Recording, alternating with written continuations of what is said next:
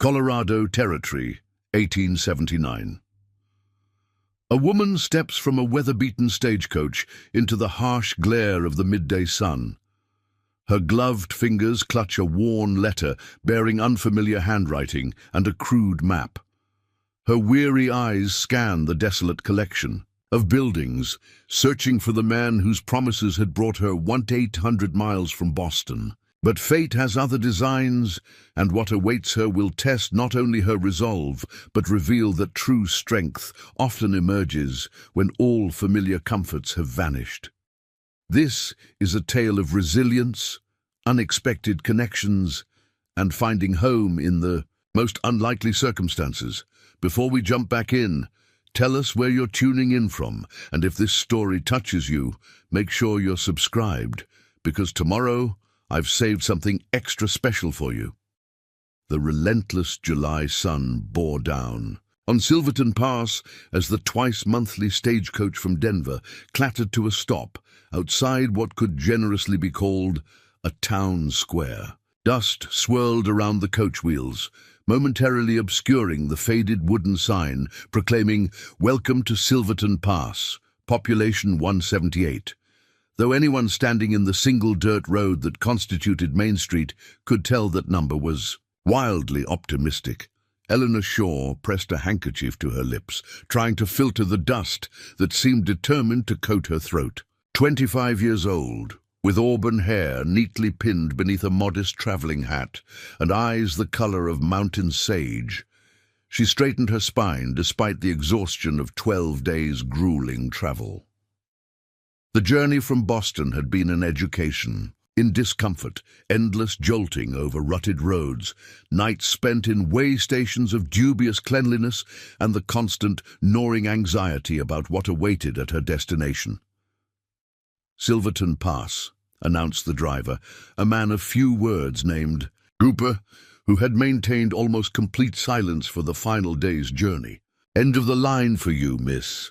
Eleanor smoothed the wrinkles from her traveling dress, a practical grey wool that had once been appropriate in Boston drawing rooms, but now seemed absurdly formal against the backdrop of this raw frontier outpost. Inside her leather satchel lay her most precious possessions, her late mother's silver hairbrush, a small Bible with her family history inscribed in the front pages, $200 in carefully saved banknotes, and most importantly, the letters from William Grant that had brought her to this distant place. "Mr. William Grant?" she asked Cooper, scanning the small gathering of curious onlookers. "He was to meet me here today." Cooper spat a stream of tobacco juice into the dust. "Grant? Don't know no Grant. Ask at the Mercantile or maybe Sheriff Holbrook. They keep track of who comes and goes." A flicker of unease passed through Eleanor, but she suppressed it firmly. 6 months of correspondence had culminated in her journey across the country to meet William Grant, whose letters had described a promising cattle ranch 10 miles outside of Silverton Pass. His final letter had explicitly stated he would meet her stagecoach on this exact day, with the understanding that she would become his wife by week's end. Her trunk and valise were unloaded from the coach roof, and then Cooper was climbing back to his seat, eager to reach the next settlement before nightfall. Within moments, the stagecoach was rattling away, leaving Eleanor standing alone beside her possessions, in the center of a town that suddenly seemed much smaller and more desolate than she had imagined. "Need help with those bags, ma'am?" A boy of perhaps 13 approached, eyeing her luggage with an entrepreneurial gleam. "Yes, thank you," Eleanor replied, relieved. "Is there somewhere I might wait while my trunk is delivered to the Grant Ranch? I expect Mr. Grant will arrive shortly." She reached into her purse and extracted a coin that brought a broad smile to the boy's freckled face. "Grant Ranch?" The boy's expression clouded with confusion. "Don't know any Grant Ranch hereabouts." Unease blossomed into genuine concern. "Mr. William Grant. He raises cattle about 10 miles north of town, according to his letters." The boy shook his head. "Only cattle operation north of here belongs to old Harrison, and he died last winter. Place got hit bad in the spring storms." 2. Eleanor felt the ground shift beneath her feet. There must be some mistake. I've been corresponding with Mr. Grant for half a year. He described his property in great detail. You might want to talk to Sheriff Holbrook, the boy suggested, already lifting her smaller bag. He knows everybody for 30 miles around. The sheriff's office occupied a small but solid building at the far end of the street. Inside, Sheriff Thomas Holbrook, a man with graying temples and watchful eyes, looked up from his desk as Eleanor entered. "Something I can help you with, ma'am?" he asked, rising to his feet. "I hope so, Sheriff. I'm looking for William Grant. I was to meet him today upon my arrival." Eleanor fought to keep her voice steady. The sheriff's expression shifted subtly. "And you are?" "Eleanor Shaw. Mr. Grant and I have been corresponding for 6 months." She hesitated, then lifted her chin. "I've come from Boston to be his wife." Holbrook removed his hat, a gesture that immediately confirmed her growing fears. "Miss Shaw, I'm afraid there's no William Grant in Silverton Pass or anywhere in the county. Not now, and not in the 7 years I've served as sheriff." The words struck Eleanor with physical force. "That's impossible. I have his letters right here." She opened her satchel with trembling fingers, withdrawing a packet of 11 letters, each bearing the same careful handwriting. "William Grant, North Star Ranch, Silverton Pass, Colorado Territory." Holbrook examined the envelopes, his frown deepening. "The handwriting is educated, I'll give you that. But I'm sorry to say you've been deceived, ma'am." "But why would anyone?" Eleanor couldn't complete the question. The sheriff sighed, returning the letters. "It happens more than folks talk about. Some men write to Eastern women, spinning tales about prosperous ranches and comfortable lives. They collect whatever money the women send for travel expenses, sometimes keep up the correspondence long enough to request funds for wedding preparations, then disappear." Eleanor sank into a chair, her mind racing. She had been cautious, or so she'd thought. She had insisted on corresponding for 3 months before agreeing to travel west. Grant's letters had been detailed, consistent, and seemingly sincere. He had never directly asked for money, though she had sent a modest sum to cover wedding preparations 2 months ago. "Was there a Harrison Ranch that you mentioned?" she asked finally. "Yes, ma'am. Nathan Harrison's place, about 10 miles north. Good spread once. He died in January. Pneumonia took him. Place was hit by a bad storm in April. Lightning struck the main house, burned it pretty bad, I hear. Land's in probate now, waiting on some cousin from St. Louis." "I see." Eleanor's voice sounded distant to her own ears. "Miss Shaw, the mountain. View Inn has clean rooms at reasonable rates. I'd suggest you take a day or two to consider your options before the next eastbound stage on Thursday." The implication was clear. Return to Boston, admit defeat, accept that she had been duped by a confidence man who had preyed on her vulnerability. "Thank you, Sheriff. I'll consider it." Outside, the afternoon sun had begun its descent, painting Silverton Pass in golden light that couldn't disguise its harshness. The town consisted of a general store, the small inn, 2 saloons, a livery stable, a church, and a scattering of wooden buildings serving as homes and businesses. Nothing like Boston with its cobblestone streets and gaslit neighborhoods. Eleanor made her way to the Mountain View Inn, securing a room and the storage of her trunk. $3, a significant portion of her remaining funds, purchased a small but clean chamber with a narrow bed, a washstand, and a window overlooking the town's main street. Once alone, she finally allowed herself to absorb the magnitude of her situation. William Grant didn't exist. The ranch he had described in such loving detail was fictional. The 6 months of correspondence, the plans, the hopes, all built on falsehood. Half of her savings were spent on the journey west, and now she was stranded in a frontier town where she knew no one. She unfolded Grant's final letter, reading it again by the fading light. My dearest Eleanor, as I write this, spring has finally come to North Star Ranch. The meadows are lush with new grass, and the calves born last month have begun to find their legs. I've completed the improvements to the main house, including the bookshelves in the parlor I promised you. Your bedroom faces east, as you requested, to catch the morning light you so cherish. I count the days until July 15th, when I will finally meet you at the stagecoach. Look for a man in a black hat with a silver band. I'll be the one with the most anticipation in his eyes, as I'll finally be welcoming home the woman whose letters have brought such joy to my solitary life. Until then, I remain faithfully yours, William. The details were so specific, so seemingly heartfelt. How could someone fabricate such sincerity? And more practically, what was she to do now? Return to Boston was the obvious answer, but the thought filled her with dread. She had sold most of her possessions, resigned from her position as a school teacher, and departed with no intention of returning. Boston held nothing but painful memories of her parents' deaths from influenza 2 years prior, and the relentless pressure from her father's business associate, Howard Mercer, who had made it clear that marrying him was her only path to security.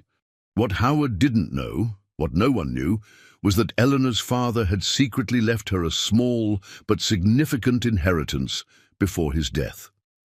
The money that Howard assumed would come to him through marriage was legally Eleanor's, though accessing it would require returning to Boston and confronting the man she had deliberately fled. "I won't have him forcing your hand through financial necessity," her father had whispered from his deathbed. "This gives you freedom to choose." Eleanor had chosen freedom in the West, a fresh start with a man who seemed to value her mind as well as her potential as a wife. Now that dream had evaporated like morning mist.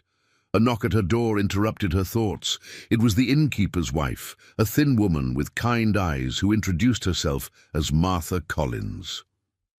Preparing and narrating this story took us a lot of time, so if you are enjoying it, subscribe to our channel. It means a lot to us. Now back to the story. "Thought you might like some supper, Miss Shaw. We serve meals downstairs, but I figured you might prefer privacy after your long journey." "That's very thoughtful. Thank you." Eleanor accepted the tray of simple but appetizing food: beef stew, cornbread, and a slice of apple pie. Martha lingered in the doorway. "Sheriff Holbrook mentioned your situation. I'm real sorry about that. Some men ain't got the decency God gave a snake." "It seems not." Eleanor managed a small smile. "If you're thinking of heading back east, stage fare's $20 to Denver.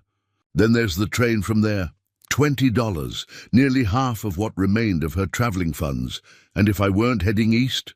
Eleanor asked carefully. Martha considered this. "Well, Silverton Pass is growing. We get the cattle trade from the north, miners coming through from the mountains. Town needs all sorts of services. Seamstress maybe, or if you've got learning." "I was a school teacher in Boston," Eleanor offered. Her father had insisted she obtain an education, unusual as that was for a woman. "Now that's something. Town's been trying to start a proper school. Right now, Reverend Miller teaches the children when he can, but he's got his hands full with 3 parishes. You might speak with him or with Mrs. Abernathy at the general store. She heads the town council." After Martha left, Eleanor ate mechanically, her mind racing with possibilities. She had planned to keep her remaining funds secret, in part to ensure William Grant wanted her for herself, not her modest savings. Now that deception seemed providential rather than unnecessary. If she stayed, she could potentially establish herself as Silverton Pass's schoolteacher. But where would she live? How long before her remaining funds were exhausted? And what of the mysterious Harrison property that William Grant had described as if it were his own? Eleanor stepped to the window, gazing out at Silverton Pass as darkness fell. Lanterns were being lit along the main street, casting pools of amber light. The town was smaller than she had imagined, rougher, but there was something appealing in its straightforward nature. No pretense, no complex social rules to navigate. A decision began to form. She would visit the burned Harrison Ranch tomorrow. She would see for herself the land that William Grant had described as if it were his own. Perhaps there, among the ashes of one false future, she might find the seeds of a real one. Morning brought clear skies and a sense of purpose. After a breakfast of eggs and coffee in the inn's small dining room, Eleanor inquired about transportation to the Harrison property. The livery stable owner, a man of few words named Dawson, agreed to drive her himself for $2, a significant expense, but necessary for what she needed to discover. "Not much to see out there," he warned as they set off. "Just a burned-out shell and some outbuildings that survived the fire." "Nevertheless, I'd like to see it," Eleanor replied firmly. The journey took nearly an hour, following a rough track that wound through pine-covered hills and open meadows, carpeted with wildflowers. Despite her circumstances, Eleanor found herself captivated by the landscape's wild beauty. So different from Boston's ordered gardens and crowded streets, they crested a small rise, and Dawson pointed ahead. Harrison's place. A cluster of buildings came into view in a small valley beside a creek lined with aspen trees, or rather, what remained of buildings. The main house was a blackened skeleton, its stone chimney standing like a lonely sentinel among charred timbers. A large barn stood nearby, its structure intact, though the roof showed damage on one side. A smaller cabin, perhaps for ranch hands, appeared untouched, as did several corrals and what looked like a workshop. "You can let me out here," Eleanor said as they approached. "Would it be possible for you to return in 2 hours?" Dawson looked doubtful. "Not much to look at for 2 hours, ma'am, and them burned timbers ain't exactly safe." "I'll be careful. I just need some time to—" She trailed off, unsure how to explain her need to connect with this place that had featured so prominently in Grant's fabricated life. Dawson shrugged. "Your $2. I'll be back at noon." Once alone, Eleanor approached the ruins of the main house cautiously. The scent of charred wood still hung in the air, though the fire had happened months ago. She could see where the front door had been, now just an opening in the blackened framework. Stone steps led up to it, remarkably intact. Standing on those steps, looking through the doorway at the burned interior, Eleanor felt a strange connection to this place. William Grant had described a home that had never been his. Yet in her mind, she had already lived here.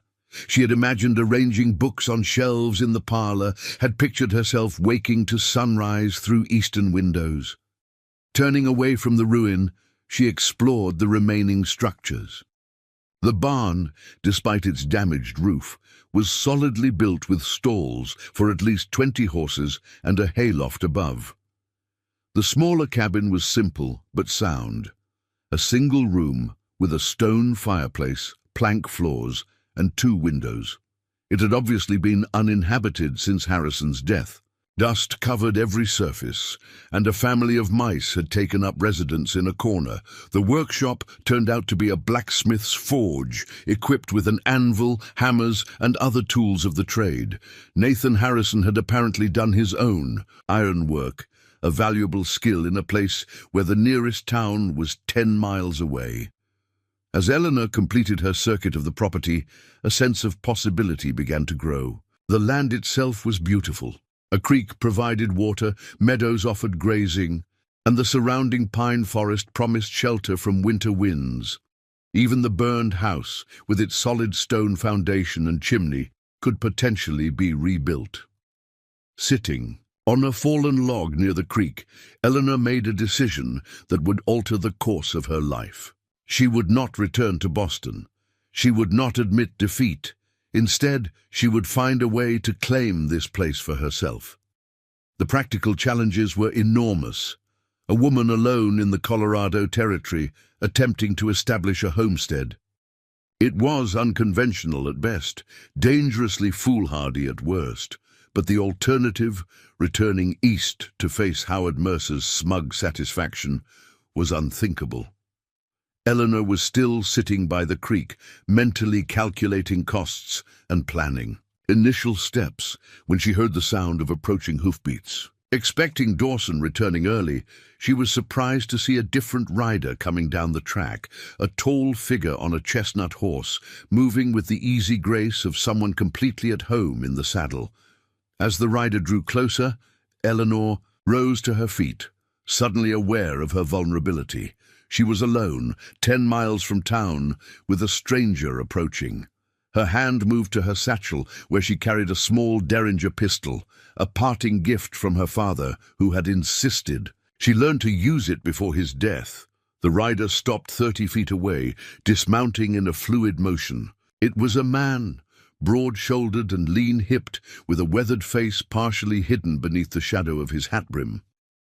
He wore simple clothes, a faded blue shirt, dark trousers tucked into worn boots, and a battered leather vest. A red bandana was knotted around his neck, and his hands, though clean, showed the calluses of hard labor. Most striking was his silence. He made no greeting, simply stood beside his horse, observing her with an intensity that was neither threatening nor welcoming, merely assessing. "Hello," Eleanor said, her voice steadier than she expected. "I'm Eleanor Shaw. I arrived in Silverton. Past yesterday." The man touched the brim of his hat in acknowledgement, but offered no verbal response. The silence stretched between them until Eleanor felt compelled to continue. "I realize I may be trespassing. I was told this property belonged to a Mr. Harrison, who passed away recently." The man nodded once, then reached inside his vest and withdrew a folded piece of paper. He crossed the distance between them with unhurried steps and handed her the paper. It was a crudely printed notice: "Caretaker, Harrison Ranch, James Taylor, authorized by N. Harrison Estate." "You're the caretaker," Eleanor said, understanding dawning. "Mr. Taylor," another nod, but still no words.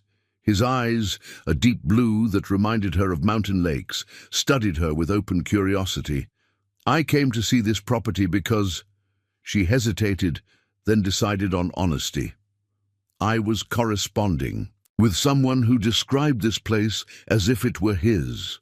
I traveled from Boston expecting to meet him, only to discover he doesn't exist, and this property was never his to offer."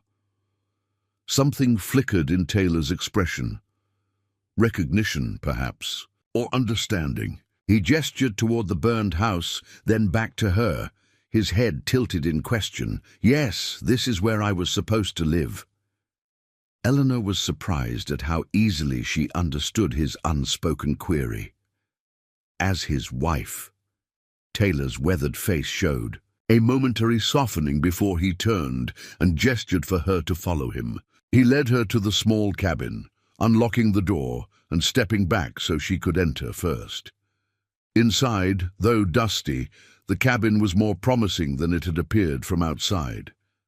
The fireplace was well built, the roof seemed sound, and the single room was spacious enough for basic furnishings. Taylor moved to a crude shelf and picked up a slate and chalk, the kind used in schoolrooms. He wrote quickly and handed it to her.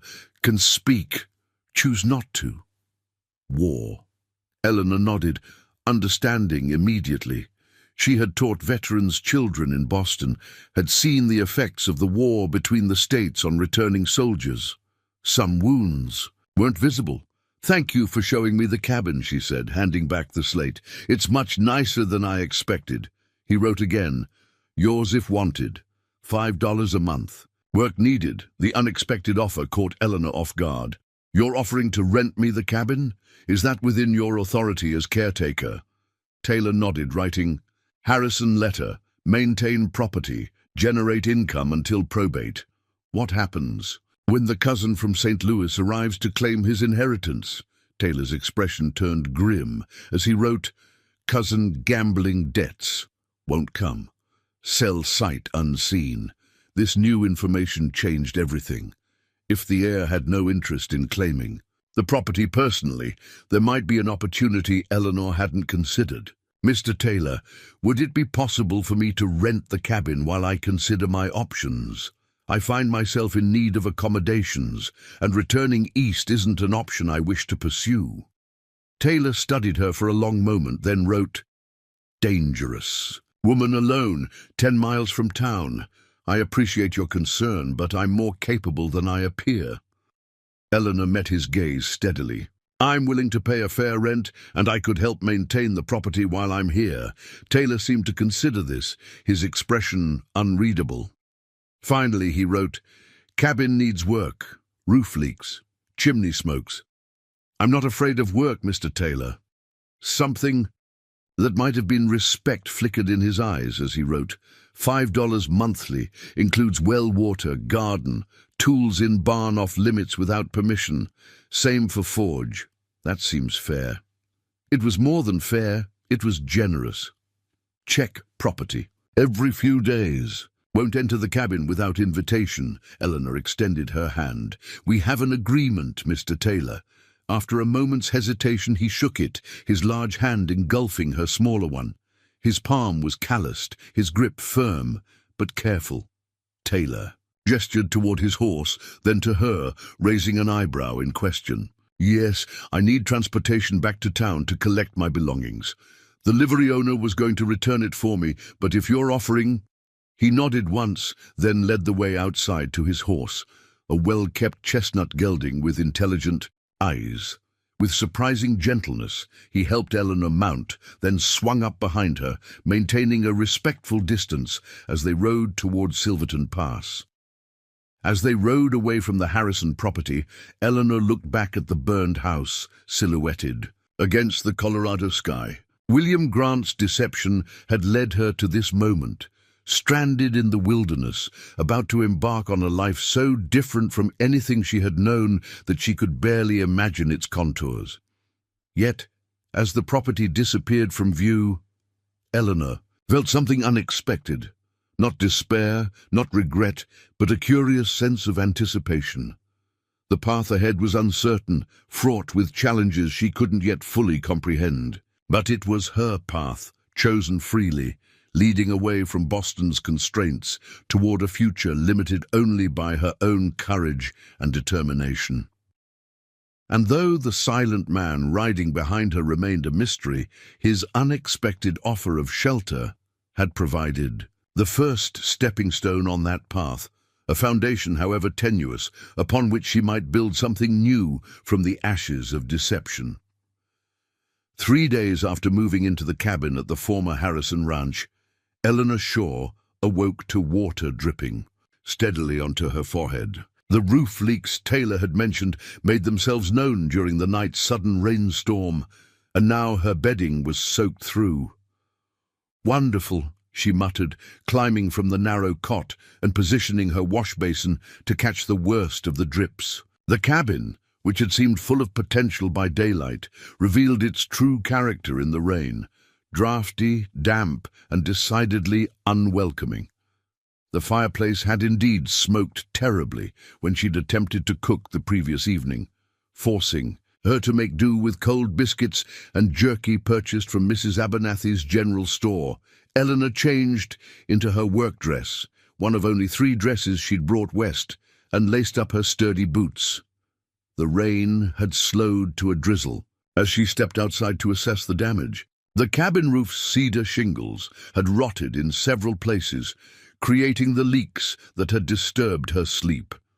Repairing it would require materials she didn't have, and skills she had yet to acquire. A sound from the direction of the barn caught her attention. Someone was moving around inside. Taylor, most likely, checking on the property as promised. Eleanor hesitated, reluctant to appear helpless after her confident assertions of capability, but practicality won out. She needed information, if not assistance. James Taylor was examining the barn's damaged roof section when she entered, his back to her, as he made notes in a small, leather-bound notebook. He moved with surprising grace for such a tall man, balancing effortlessly on a ladder as he inspected the roof beams. "Mr. Taylor," she called, not wanting to startle him. He turned, tucking the notebook into his vest pocket. His deep blue eyes took in her damp hair and mud-spattered dress immediately, understanding the situation without words. He reached for his slate. Roof leaks worse than mentioned. Yes, Eleanor lifted her chin slightly. I need to purchase repair materials. Could you recommend where I might acquire shingles and whatever else is necessary? Taylor descended the ladder, moving with the deliberate care of a man accustomed to working alone. He wrote again, Sawmill 7 miles south can take you after rain stops. Thank you, but I wouldn't want to impose on your time. Perhaps you could simply provide directions. His expression remained neutral as he wrote, roads muddy, dangerous alone. We'll take you tomorrow. Eleanor recognized that arguing would be futile. Very well, I appreciate your assistance. Taylor nodded once, then gestured toward the main house ruins, raising an eyebrow in question. Yes, I've explored a bit, Eleanor said, correctly interpreting his query. The foundation seems solid, the stone chimney as well. Is rebuilding possible, do you think? Taylor considered this, then wrote, possible, expensive. Winter comes early here. The implication was clear. Any significant rebuilding would need to wait until spring. For now, making the cabin habitable was the priority. Coffee at cabin, he wrote, the question surprising her. I'm afraid the fireplace smoked so badly I couldn't heat water this morning. Taylor nodded knowingly and gestured for her to follow him. He led her to a section of the workshop that she hadn't properly explored. Inside was a small cast-iron stove, clearly used for heating the space during metalworking. With efficient movements, he lit kindling and added small pieces of split wood. Within minutes, the stove was radiating heat. From a shelf, he retrieved a battered coffee pot, filled it from a water bucket, and placed it on the stove. Then he reached into a canvas sack hanging from a nail and measured coffee grounds into the pot. The simple domesticity of the scene struck Eleanor forcefully. This silent man, who chose not to speak, communicated more through actions than most people did with endless words. The care with which he prepared coffee for an unexpected guest spoke of ingrained courtesy that had nothing to do with social convention and everything to do with basic human kindness. Thank you, she said when he handed her a tin cup of steaming coffee. I didn't expect such hospitality. Taylor shrugged slightly, as if to suggest it was nothing worth mentioning. He sipped his own coffee, leaning against the workbench, his gaze occasionally drifting to the window, where rain continued to fall in a steady patter.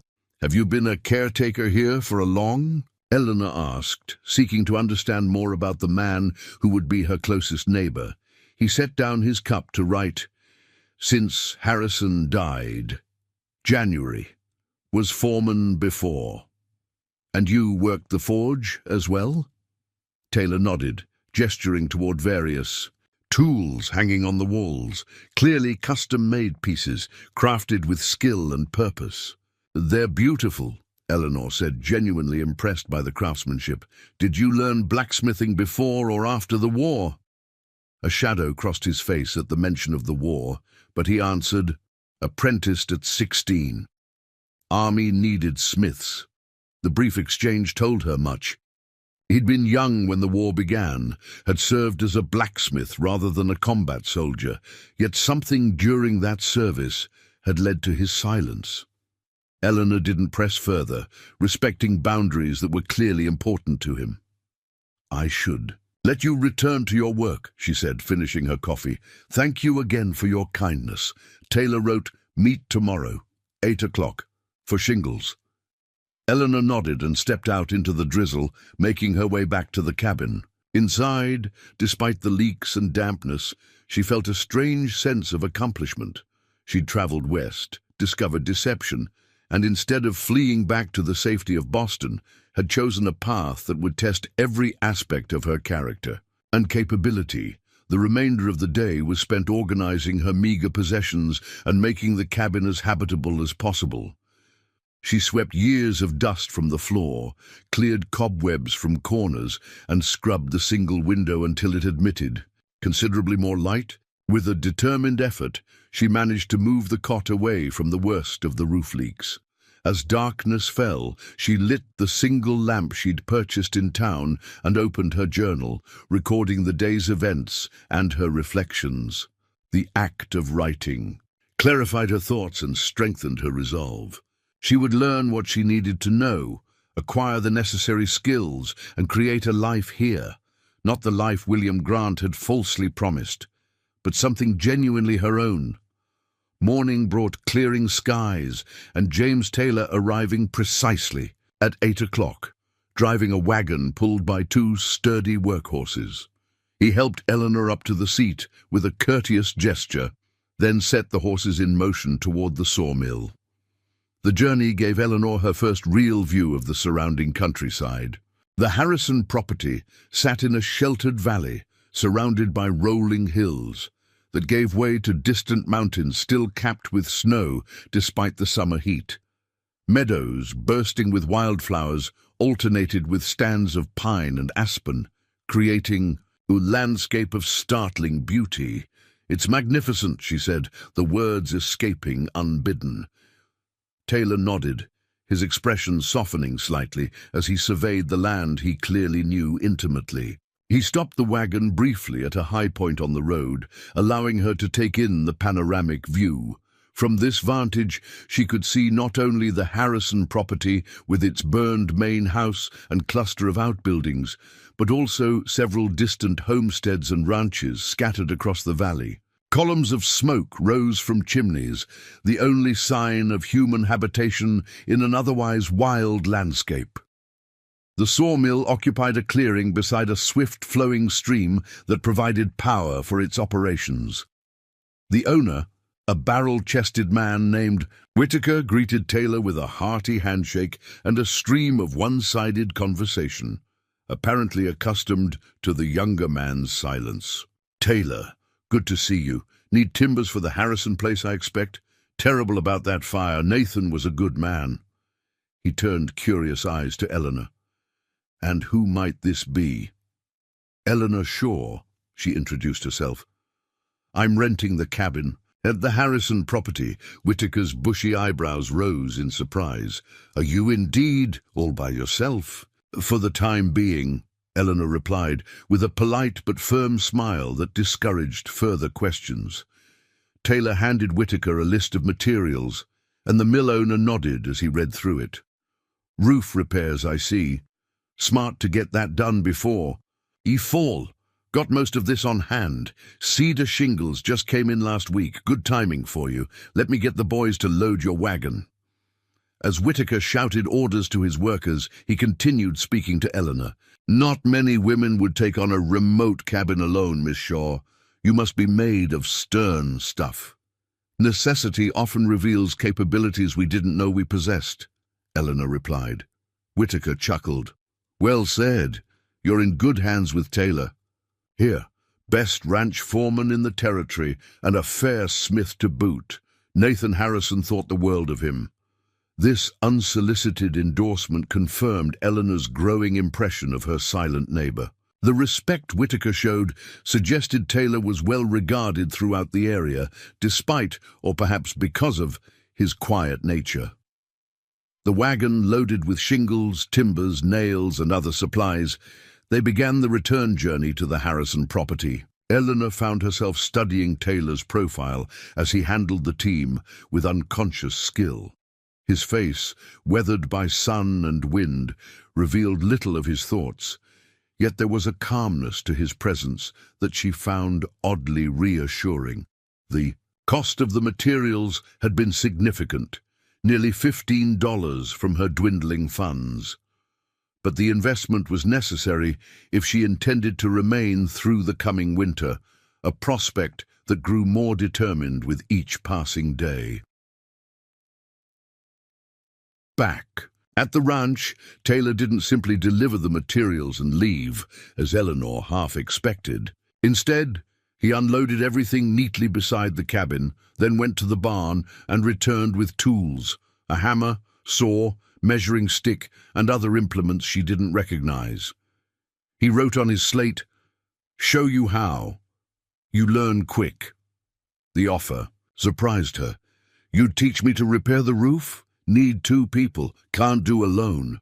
He sketched a quick diagram showing how one person needed to hold shingles in place while another nailed them down. Then we'll work together, Eleanor decided. But I insist on providing lunch afterward. It's the least I can do for your assistance. Taylor nodded once in agreement. What followed was Eleanor's first true lesson in frontier survival.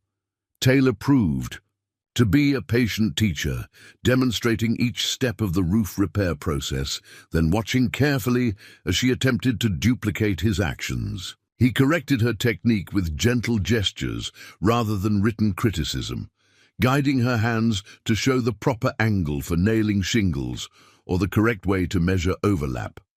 By midday, they had replaced the worst section of the cabin roof. Eleanor's arms ached from unaccustomed labor, and her fingers were sore from occasional misplaced hammer strikes, but the satisfaction of tangible achievement far outweighed the discomfort. I believe I promised lunch, she said, climbing down from the ladder, though I should warn you, my cooking skills are limited to what a Boston school teacher might prepare.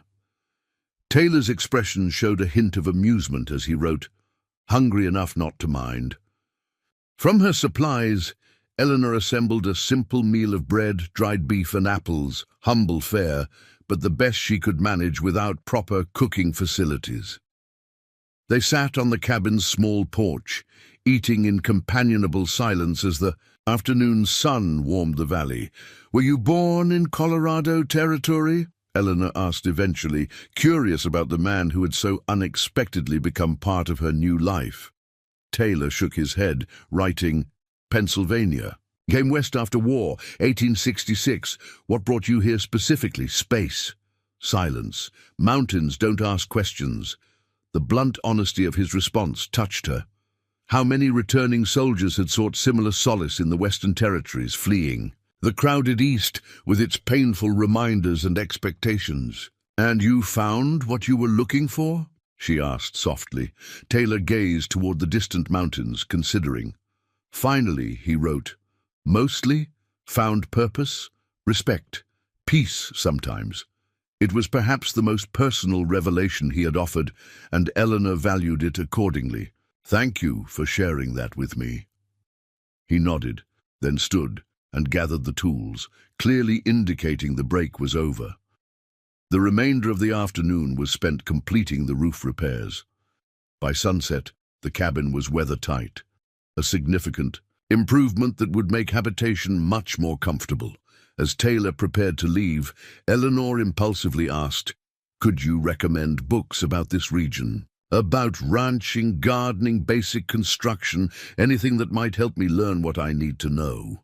The question seemed to please him. He wrote quickly, have books. We'll bring tomorrow. Show you garden too. I'd appreciate that very much.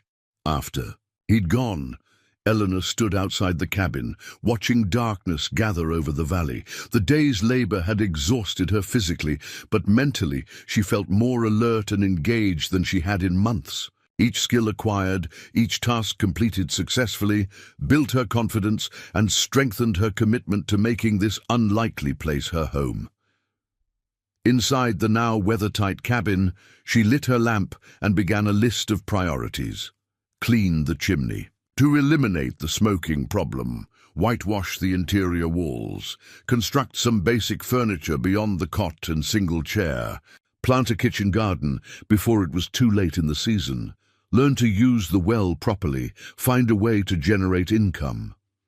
The challenges were substantial, but for the first time since discovering William Grant's deception, they felt surmountable. She had resources, limited funds, her education, her determination, and now, unexpectedly, a taciturn neighbor willing to share his knowledge. True to his word, Taylor arrived the next morning with a small collection of books, a manual on basic carpentry, a guide to Rocky Mountain flora and fauna, a farmer's almanac specific to the Colorado Territory, and most surprisingly, a volume of Thoreau's Walden. Thoreau? Eleanor asked, unable to hide her surprise at the philosophical work among the practical manuals. Taylor's expression was almost sheepish as he wrote, "Speaks to solitude, makes it meaningful."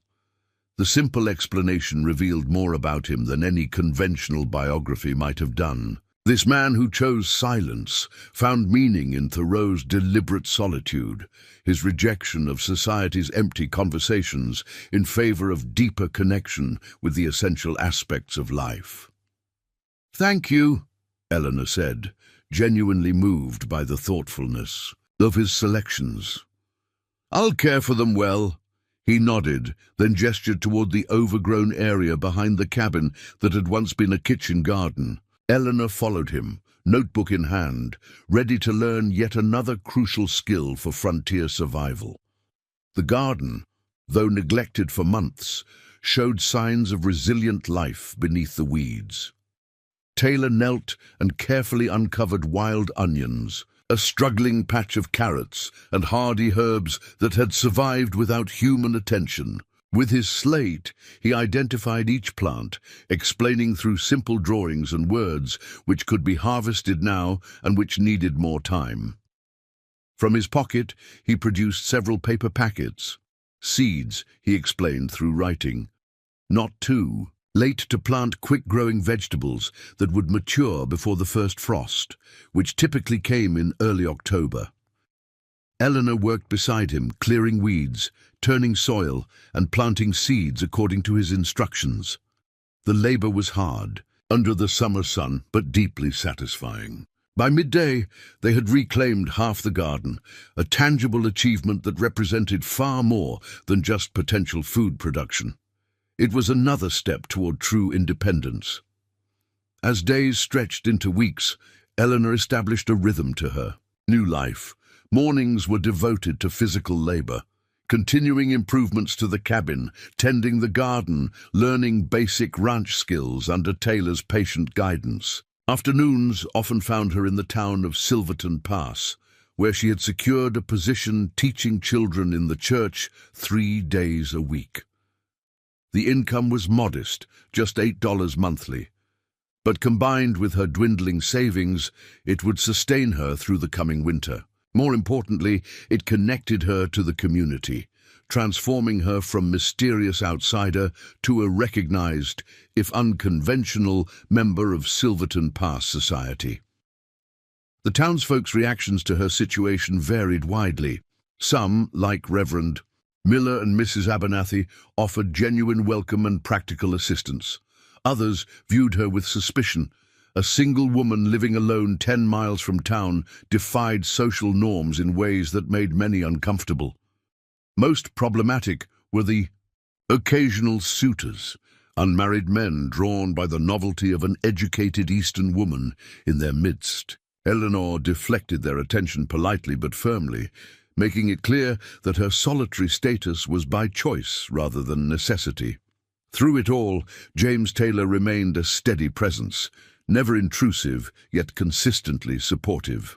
Their communication, limited by his self-imposed silence, nonetheless deepened as they worked together on various projects around the Harrison property. Eleanor learned to read meanings in his expressions and gestures that went beyond the words he occasionally wrote on his slate, while he seemed to anticipate her questions and needs with uncanny accuracy.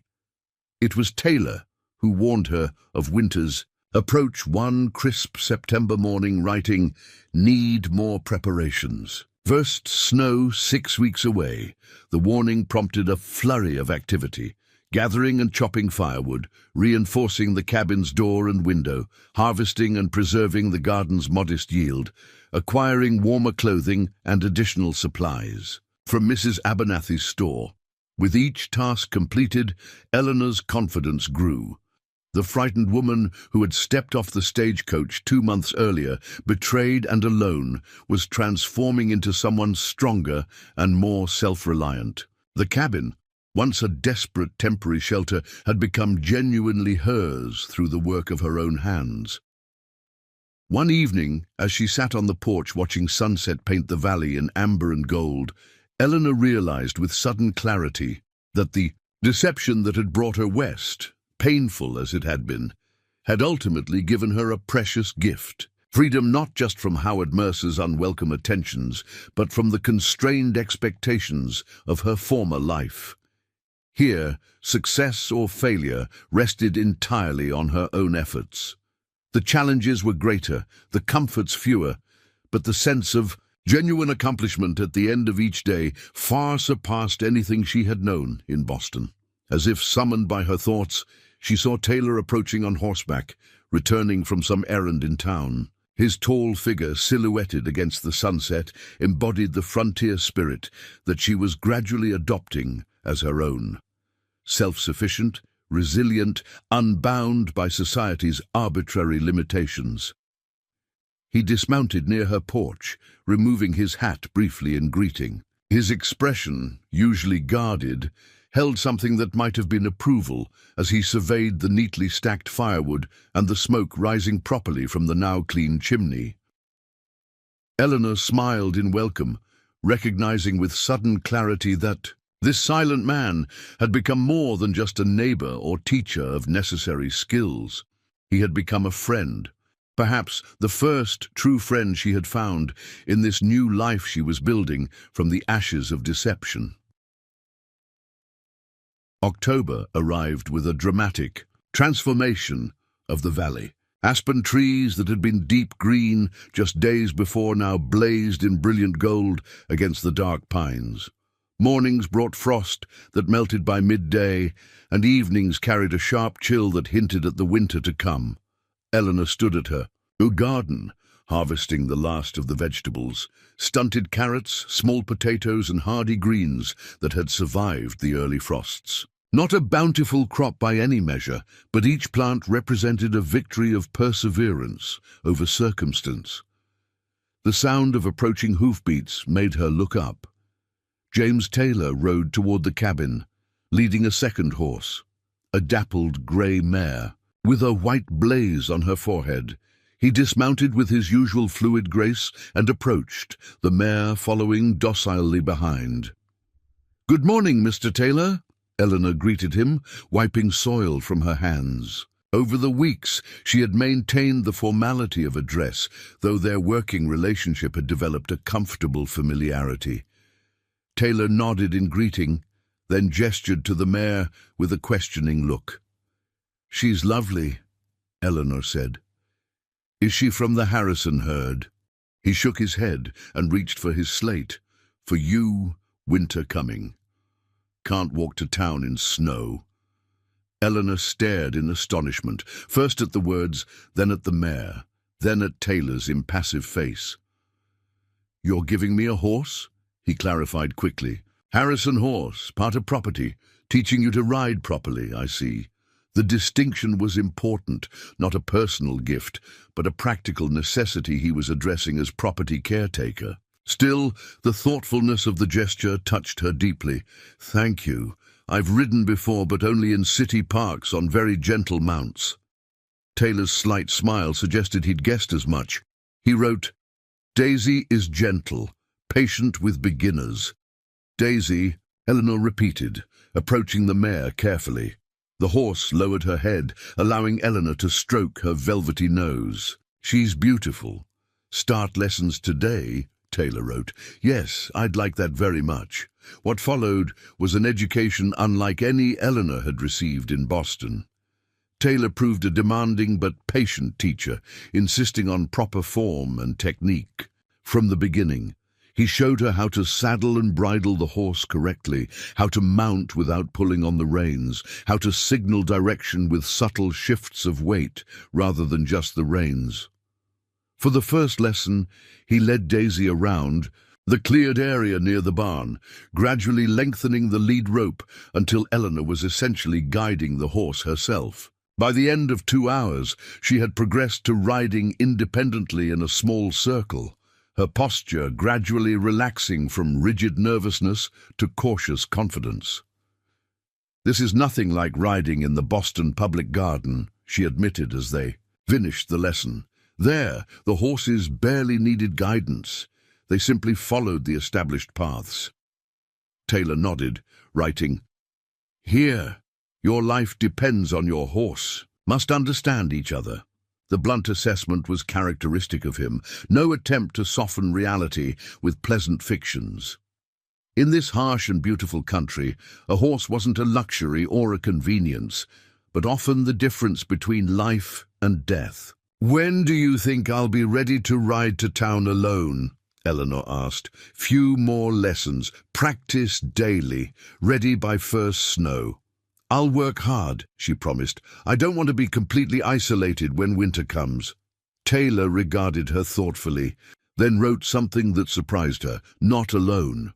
I'm near." The simple statement, the first time he had directly acknowledged their developing connection, brought unexpected warmth to Eleanor's cheeks. "Yes, you are, and I'm very grateful for that." He ducked his head slightly in acknowledgement, then turned to care for the horses, effectively ending the moment of personal connection. The riding lessons continued daily, with Eleanor practicing whenever her teaching duties and other tasks allowed. Daisy proved as patient as Taylor had promised, tolerating her rider's initial clumsiness with equine stoicism. Within a week, Eleanor was confident enough to ride the full perimeter of the Harrison property, though still nervous about attempting the journey to town alone. On a particularly fine October morning, with the aspen leaves shimmering like gold, coins in the breeze, Taylor appeared with 2 horses saddled and ready. "Ride to Lockhart's property," he wrote. "Show you landmarks. Safer travel." Eleanor welcomed the opportunity to explore beyond the immediate surroundings of the ranch. Together, they rode northward, following a creek that eventually joined the larger stream, running through the Harrison land. Taylor pointed out distinctive rock formations, ancient trees, and other natural markers that would help orient her if she became lost. They stopped to rest on a ridge overlooking a broad meadow, where a small herd of cattle grazed peacefully. Taylor indicated with a gesture that this was the Lockhart property he had mentioned. "It's beautiful," Eleanor said, taking in the well-maintained ranch with its sturdy house and outbuildings. "How long have they been established here?" 10 years. Good neighbors. Daniel Lockhart serves as circuit judge when needed. This was more information than Taylor usually volunteered, suggesting the Lockharts held some significance for him. "Perhaps we should pay a visit," Eleanor suggested. "I've been remiss in making proper acquaintance with the neighbors." Taylor hesitated, then wrote, "Sarah Lockhart has been asking about you, curious about Eastern woman living alone." "I imagine everyone within 50 miles has been curious about that," Eleanor said with a slight smile. "I've grown accustomed to being a subject of speculation." They rode down to the Lockhart ranch, where their arrival was announced by the enthusiastic barking of several dogs. A woman emerged from the house, tall, silver-haired, with a face weathered by sun and wind, but still handsome. Her expression brightened visibly when she saw Taylor. "James Taylor, about time you showed your face around here." Her voice was warm with genuine welcome as she approached.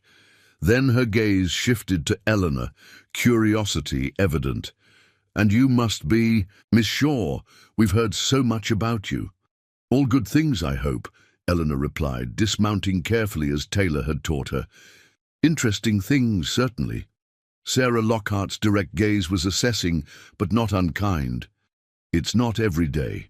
A Boston school teacher takes up residence in a cabin that most men would consider barely habitable. Necessity can make us adaptable," Eleanor said simply. "Indeed it can. Come inside, both of you.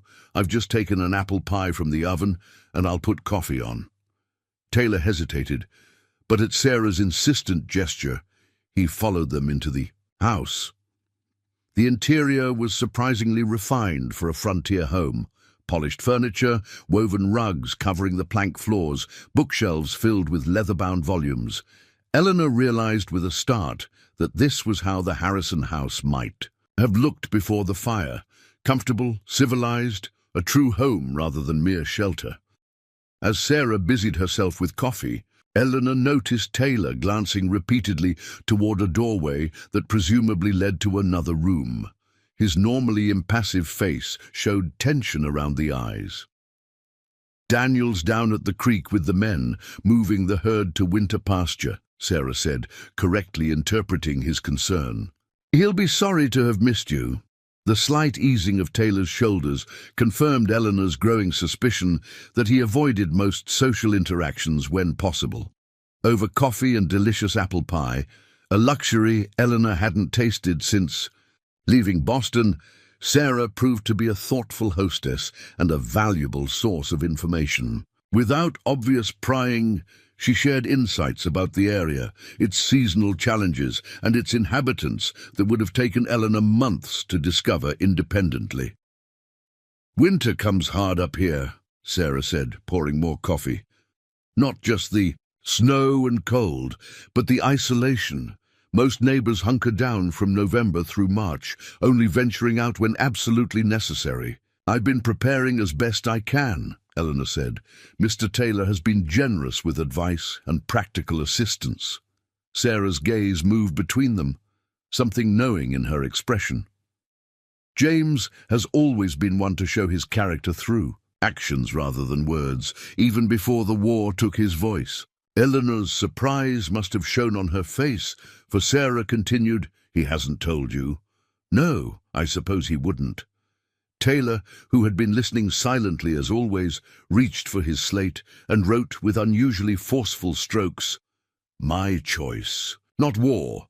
Sarah nodded, acknowledging the correction. After, though, it was after. The exchange confirmed what Eleanor had suspected. Taylor's silence was self-imposed rather than the result of physical injury. Before she could reflect further on this revelation, Sarah changed the subject.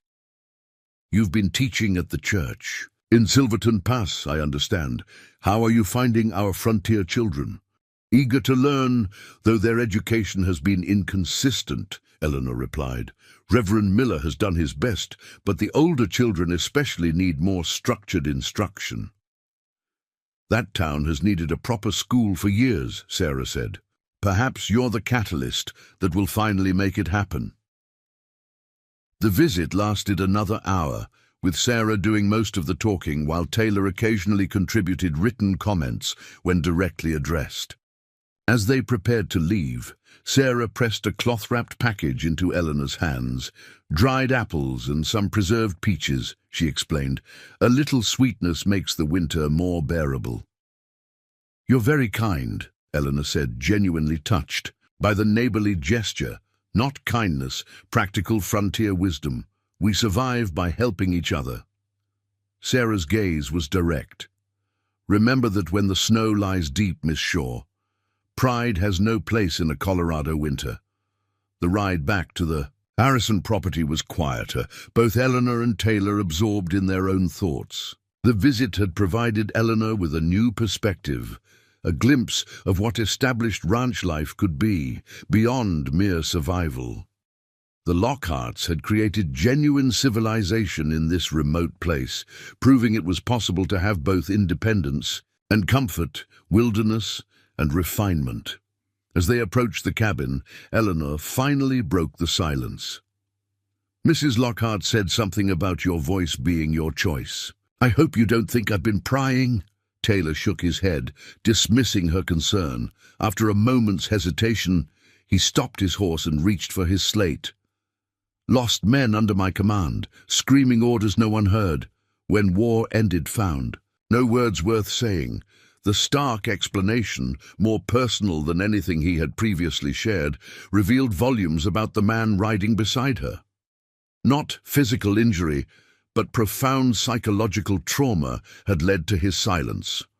A deliberate withdrawal from verbal communication after experiences too horrible to integrate into normal life. "Thank you for telling me," Eleanor said simply, offering neither pity nor facile comfort, sensing either would be unwelcome. Taylor nodded once, tucking away his slate, clearly considering the subject closed. The following days brought Eleanor's first experience with high country snow, not a gentle dusting, but a serious storm that left 8 inches of white powder covering everything. The world transformed overnight. Familiar landmarks disappearing under the smooth white blanket, trees bending under the weight of snow on their branches. The beauty was breathtaking, sunlight sparkling on untouched snow, the mountains standing in sharp relief against a sky of impossible blue. But the practical challenges were immediate. Simply reaching the well for water became a significant task, requiring Eleanor to break a path through drifts that reached her knees in places. But mid-morning, she was struggling to clear the area immediately around the cabin when Taylor appeared, leading his horse through the snow. He carried a shovel and what looked like snowshoes strapped to his back. Without preamble, he began clearing a proper path from the cabin to the well, working with the efficient strength she had come to expect from him. When that was done, he showed her how to use the snowshoes, awkward at first, but ultimately making movement through deeper snow possible. "Can't teach today," he wrote. "Town road needs clearing. Be back tomorrow." "Thank you for the snowshoes," Eleanor said, still practicing. Her balance in the unfamiliar footwear. "They make an extraordinary difference." Taylor nodded, then added, "Check chimney. Snow can block. Dangerous." The warning proved prescient. That evening, as the temperature dropped sharply, Eleanor noticed the fire smoking more than usual. Remembering Taylor's advice, she carefully investigated and found that snow had indeed partially blocked the chimney top. Clearing it required venturing onto the cabin roof in darkness. A frightening task, but one she managed by moving methodically and focusing on each step rather than the potential fall. The reward was immediate, a properly drawing fire that filled the cabin with welcome warmth through the bitter night. In the morning, the temperature had plummeted further, and Eleanor awoke to frost patterns on the inside of her window. The water bucket had a skim of ice on its surface, and her breath formed visible clouds in the frigid air. Stoking the fire demanded fingers made clumsy by cold, but she persevered, gradually bringing the cabin to a bearable temperature. Outside, the snow had hardened into a crust that supported her weight in some places, but unexpectedly gave way in others, making even simple movement treacherous. Taylor arrived mid-morning, his horse breaking trail through the fresh snow. From his saddlebags, he produced a surprising gift, a pair of knitted wool gloves, far warmer than Eleanor's thin Boston pair. "Sarah Lockhart sent these," he wrote. "Said your hands looked city soft." Eleanor laughed, despite the cold. "She's not." "Wrong. Please thank her for me when you see her next." Taylor studied the cabin with a critical eye, then wrote, "Need banking around foundation. Snow insulates if used properly." Together they spent the morning piling snow against the lower walls of the cabin, creating a barrier against the wind that immediately improved conditions inside. Taylor showed her how to check for spots where heat was escaping unnecessarily, how to adjust the damper in the fireplace for maximum efficiency, and how to keep a supply of wood near enough to the fire to dry thoroughly before burning. These lessons, unglamorous but essential, might well mean the difference between survival and disaster in the months to come. As Taylor prepared to leave, Eleanor asked the question that had been growing in her mind. "This storm, is it typical for October?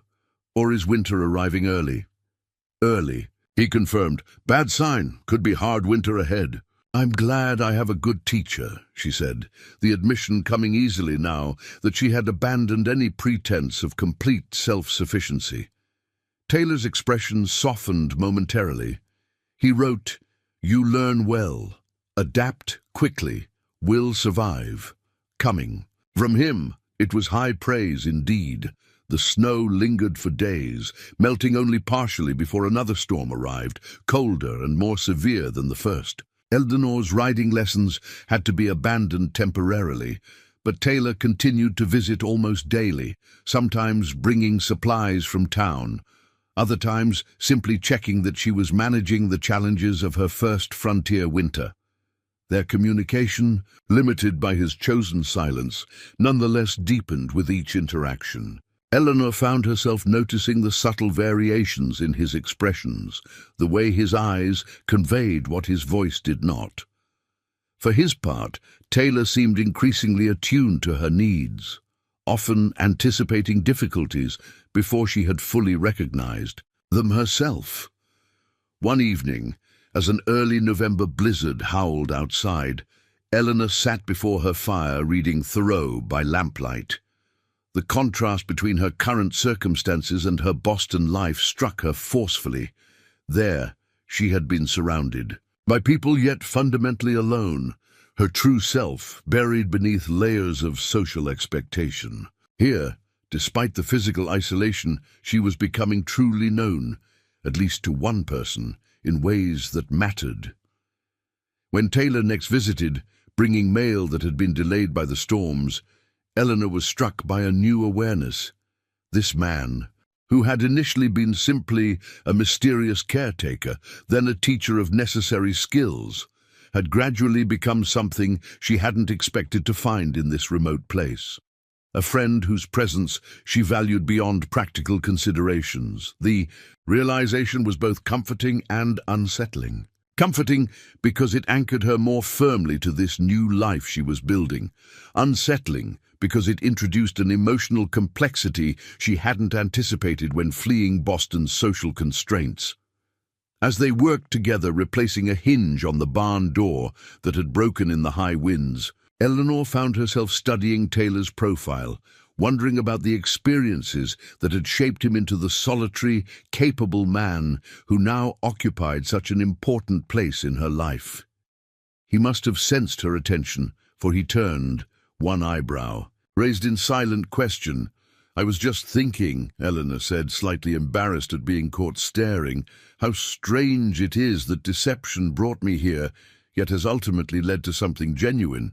Taylor considered this, then wrote, "Life rarely follows expected paths." The simple observation contained a profound truth that resonated with her own journey from Boston schoolteacher to frontier homesteader.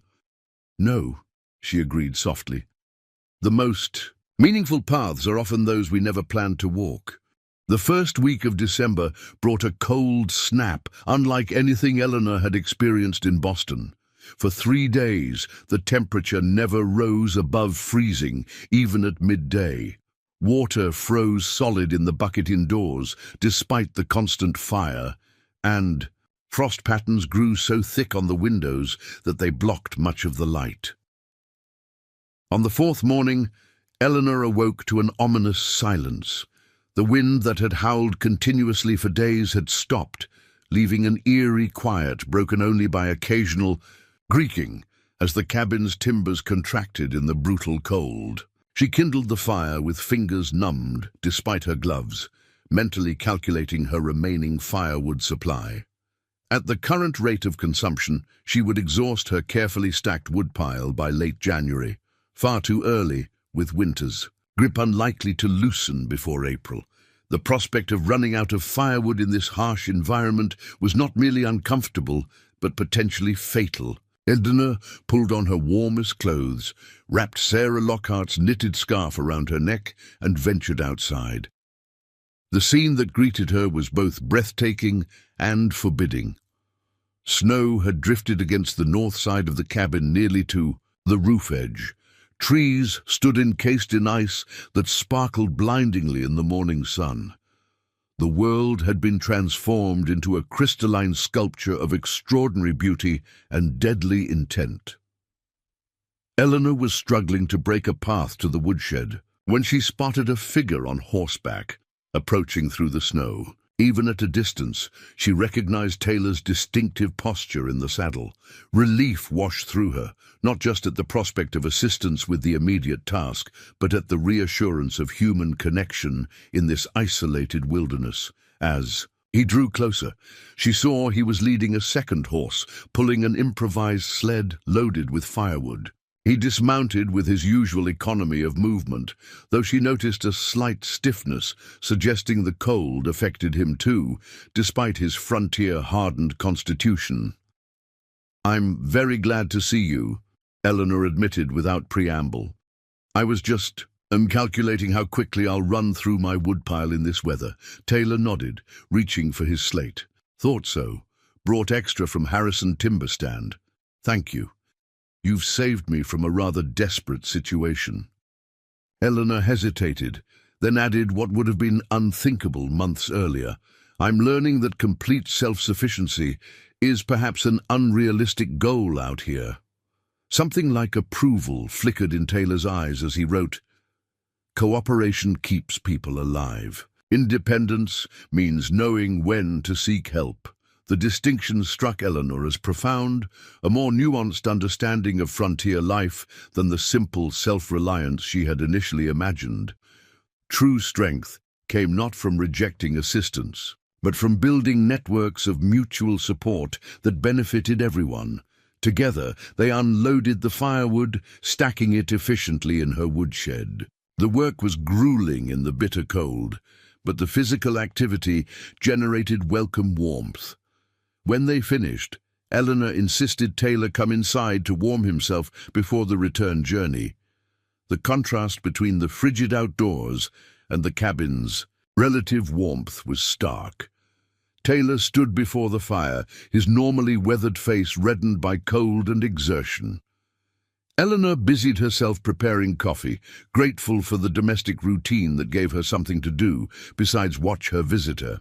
"Thor, how are conditions in town?" she asked, handing him a steaming mug.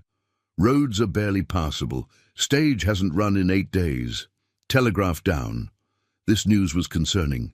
Silverton Pass was effectively cut off from the broader world, dependent entirely on its own resources until conditions improved. "Are people managing? Is there enough food, medicine?" Taylor's expression grew more serious. Most prepared adequately. Some did not. Town council rationing supplies at the general store. Those who prepared subsidizing those who didn't. Eleanor observed. He nodded, sipping his coffee, then wrote, "Nature doesn't recognize good intentions, only actions." The blunt assessment was characteristic of Taylor, no judgment, simply acknowledgement of reality. In this harsh environment, foresight and preparation weren't virtues, but necessities. Those who failed to prepare faced consequences that no amount of goodwill from others could fully mitigate. "Will there be enough to last if the weather continues like this?" Eleanor asked. Taylor hesitated, then wrote honestly, "Uncertain. Not seen winter this severe this early since '68. The implications hung in the air between them. If conditions worsened or even maintained their current severity, genuine hardship might follow, even for those who had prepared as best they could. "Is there anything I should be doing that I haven't thought of?" Eleanor asked. Practical concerns, overriding potential pride. Taylor considered, then wrote, "Conserve lamp oil. Daylight hours are getting shorter. Read by firelight when possible. Melt snow for washing. Save well water for drinking and cooking. Keep extra blankets ready in case fire goes out overnight." All sensible precautions that reflected his years of experience with frontier winters. Eleanor nodded, mentally adding these items to her daily routine. As Taylor prepared to leave, he paused at the door, seeming to debate with himself. Finally, he wrote, "If conditions worsen, might need to relocate temporarily." "Relocate? To town, you mean?" He shook his head. "To my cabin, smaller space, easier to heat, better constructed." The suggestion, practical on its face, carried implications. That would have been scandalous in Boston society. A single woman taking shelter in a bachelor's home, however necessary for survival, would generate gossip that could permanently damage her reputation. But they weren't in Boston. And Eleanor had long since recognized that frontier survival demanded flexibility in social conventions. Still, she appreciated that Taylor had framed it as a contingency rather than an immediate necessity. "Let's hope it doesn't come to that," she said. "But thank you for thinking ahead." He nodded once, then mounted his horse and headed back toward his own cabin, the empty sled trailing behind him through the snow. The following week brought no improvement in the weather. If anything, conditions worsened, as another storm deposited an additional foot of snow across the valley. Eleanor maintained her routine, tending the fire, melting snow for washing, reading by firelight to conserve lamp oil, and venturing outside only when absolutely necessary. She hadn't seen Taylor for 3 days when a pounding at her door roused her from sleep well before dawn on the 4th morning. Wrapping a blanket around her shoulders, she opened the door to find him standing. There, his expression more urgent than she had ever seen it. "What's happened?" she asked, instantly alert despite the early hour. He wrote quickly, the strokes of his chalk more hurried than usual. "Fire at Lockhart Ranch. Daniel was injured. Sarah sent for help. How badly injured? Burns, broken leg. Need medical attention. Must get him to the town doctor." "What can I do?" "Prepare a cabin. He can't travel all the way to town in this condition. Need a safe place between." Eleanor understood immediately. The Harrison property sat roughly halfway between the Lockhart Ranch and Silverton Pass. Bringing the injured man here would allow him to rest before attempting the final journey to town and the doctor's care. "I'll get everything ready," she said, already mentally reorganizing her space. "How long before you arrive with him?" 2 hours, if all goes well. We'll bring Sarah too. I'll be prepared." Taylor disappeared into the pre-dawn darkness, leaving Eleanor to transform her small cabin into a temporary hospital. She built up the fire to maximum heat, rearranged her furniture to accommodate a makeshift bed near the warmth, and set water to boil for both drinking and potential wound cleaning. From her trunk, she retrieved clean linens that could serve as bandages if needed. Her small supply of medicinal items, witch hazel, camphor, and a bottle of whiskey kept for emergencies, were placed within easy reach. The sun was barely above the horizon when she heard the approach of horses. Looking outside, she saw Taylor leading a sled across the snow. On it lay Daniel Lockhart, wrapped in blankets, with Sarah sitting beside him, her face drawn with worry. Eleanor rushed outside to help. "Bring him in by the fire," she directed. "I've prepared a place for him." Between them, Taylor and Eleanor carried the injured man inside, while Sarah followed with additional supplies. Daniel was semi-conscious, his breathing labored, one leg splinted with pieces of wood bound together with rope. Angry red burns marked one side of his face and his right hand. "The barn caught fire," Sarah explained, as they settled Daniel on the makeshift bed. "We think a lantern was knocked over. Daniel went in to save the horses, got them out, but the roof beam came down on him." Taylor examined the splint, then wrote, "Set leg properly. Burns need cleaning. They work together with the efficiency of people united by urgent purpose." Eleanor cleaned the burns with boiled water and witch hazel, while Taylor adjusted the splint to better immobilize the broken bone. Sarah, despite her obvious exhaustion, maintained a steady stream of reassuring words to her semi-conscious husband. By mid-morning, they had done all they could. Daniel rested as comfortably as his injuries allowed, his burns cleaned and wrapped, his leg properly set and elevated. "We need to get him to Dr. Wilson in town," Sarah said, gently stroking her husband's grey hair. "These burns need proper medical attention, and I'm worried about a fever setting in." Taylor nodded, then wrote, "Rest here today, leave for town at first light tomorrow." Better travelling in daylight.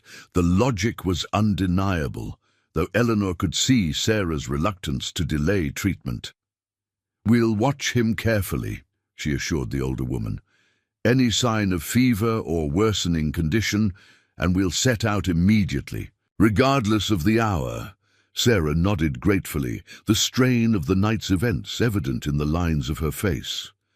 "You're both very kind. I don't know how we would have managed without you. Neighbors help neighbors," Taylor wrote simply, echoing Sarah's own words from their earlier meeting. As the day progressed, Daniel drifted in and out of consciousness. When awake, he was coherent enough to take sips of water and whiskey for the pain, but too weak for extended conversation. Sarah rarely left his side, her concern evident in every gentle touch and murmured encouragement. Eleanor maintained the fire at a steady heat and prepared simple food. Broth for Daniel, heartier. Stew for the rest of them. Taylor made several trips outside, checking on the horses, bringing in more firewood, and assessing weather conditions for the journey ahead. By evening, it was clear that Daniel's condition had stabilized. His breathing was more regular, and no fever had developed, encouraging signs given the circumstances. Sarah finally allowed herself to doze in the chair beside him, her hand still resting protectively on his arm. Eleanor stepped outside for a moment of quiet, finding Taylor standing by the corral, looking toward the mountains, now shadowy in the fading light. She joined him, pulling her shawl tighter against the evening chill.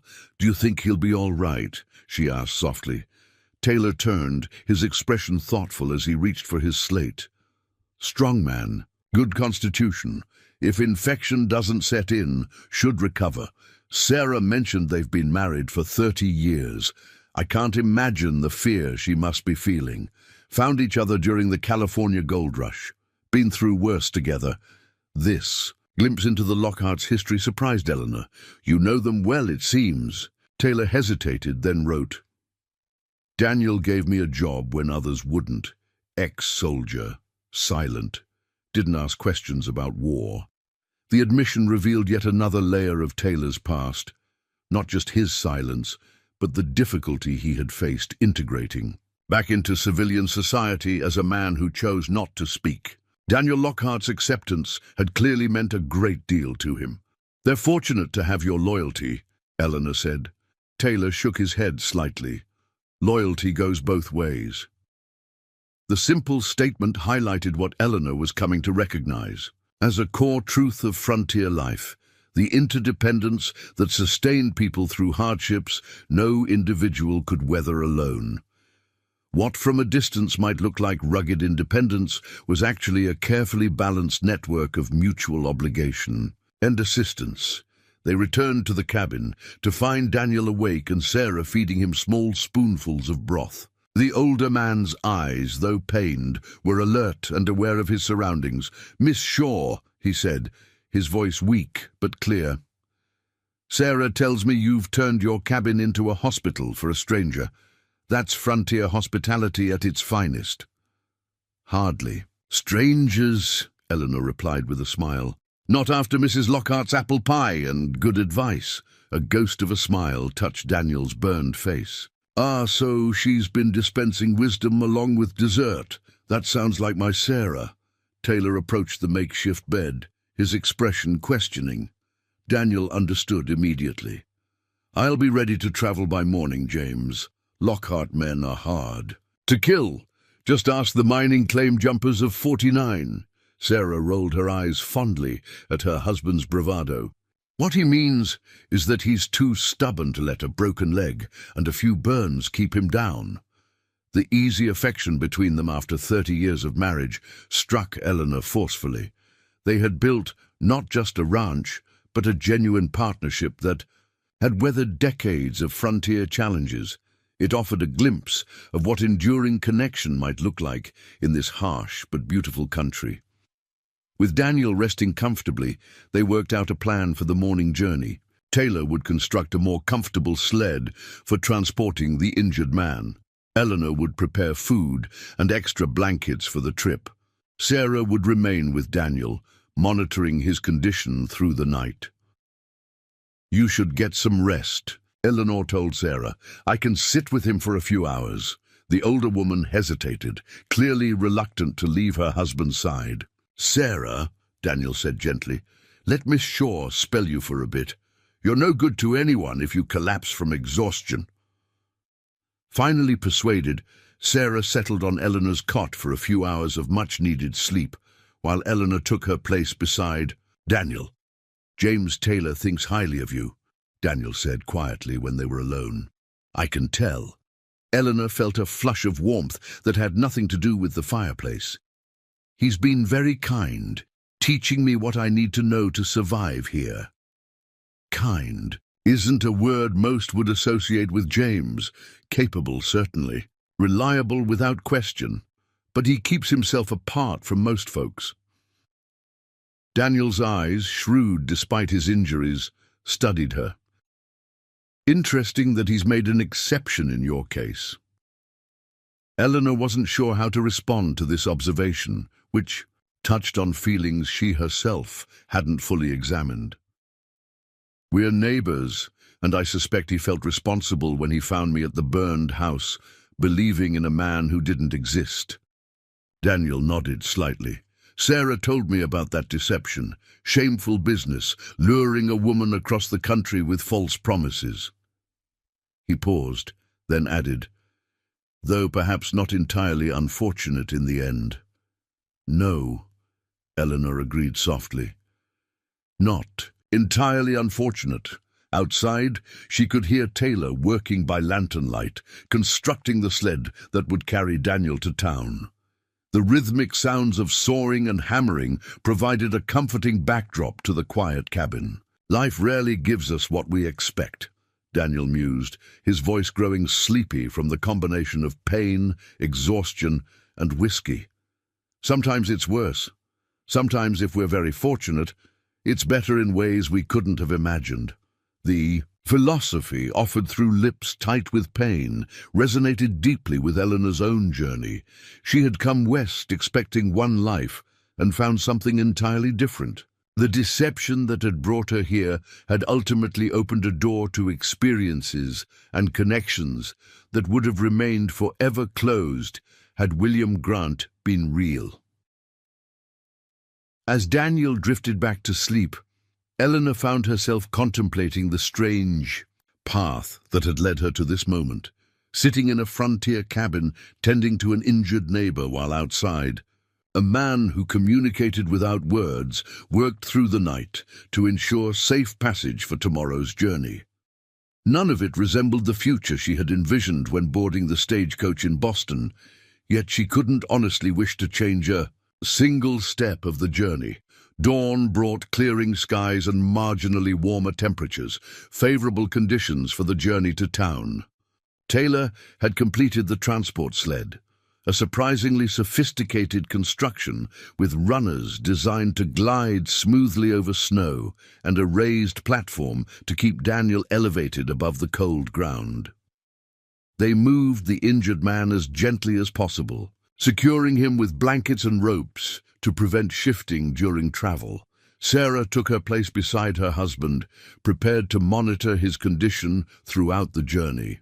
"I can't thank you enough," she told Eleanor, as Taylor finished hitching his strongest horse to the sled. "You've been a godsend to us." "I've done nothing you wouldn't have done for me," Eleanor replied honestly. "Safe journey. Please send word when you've seen the doctor. We'll deliver them to town, then return," Taylor wrote before mounting his horse. "Should be back by nightfall." Eleanor nodded, understanding his unwritten message.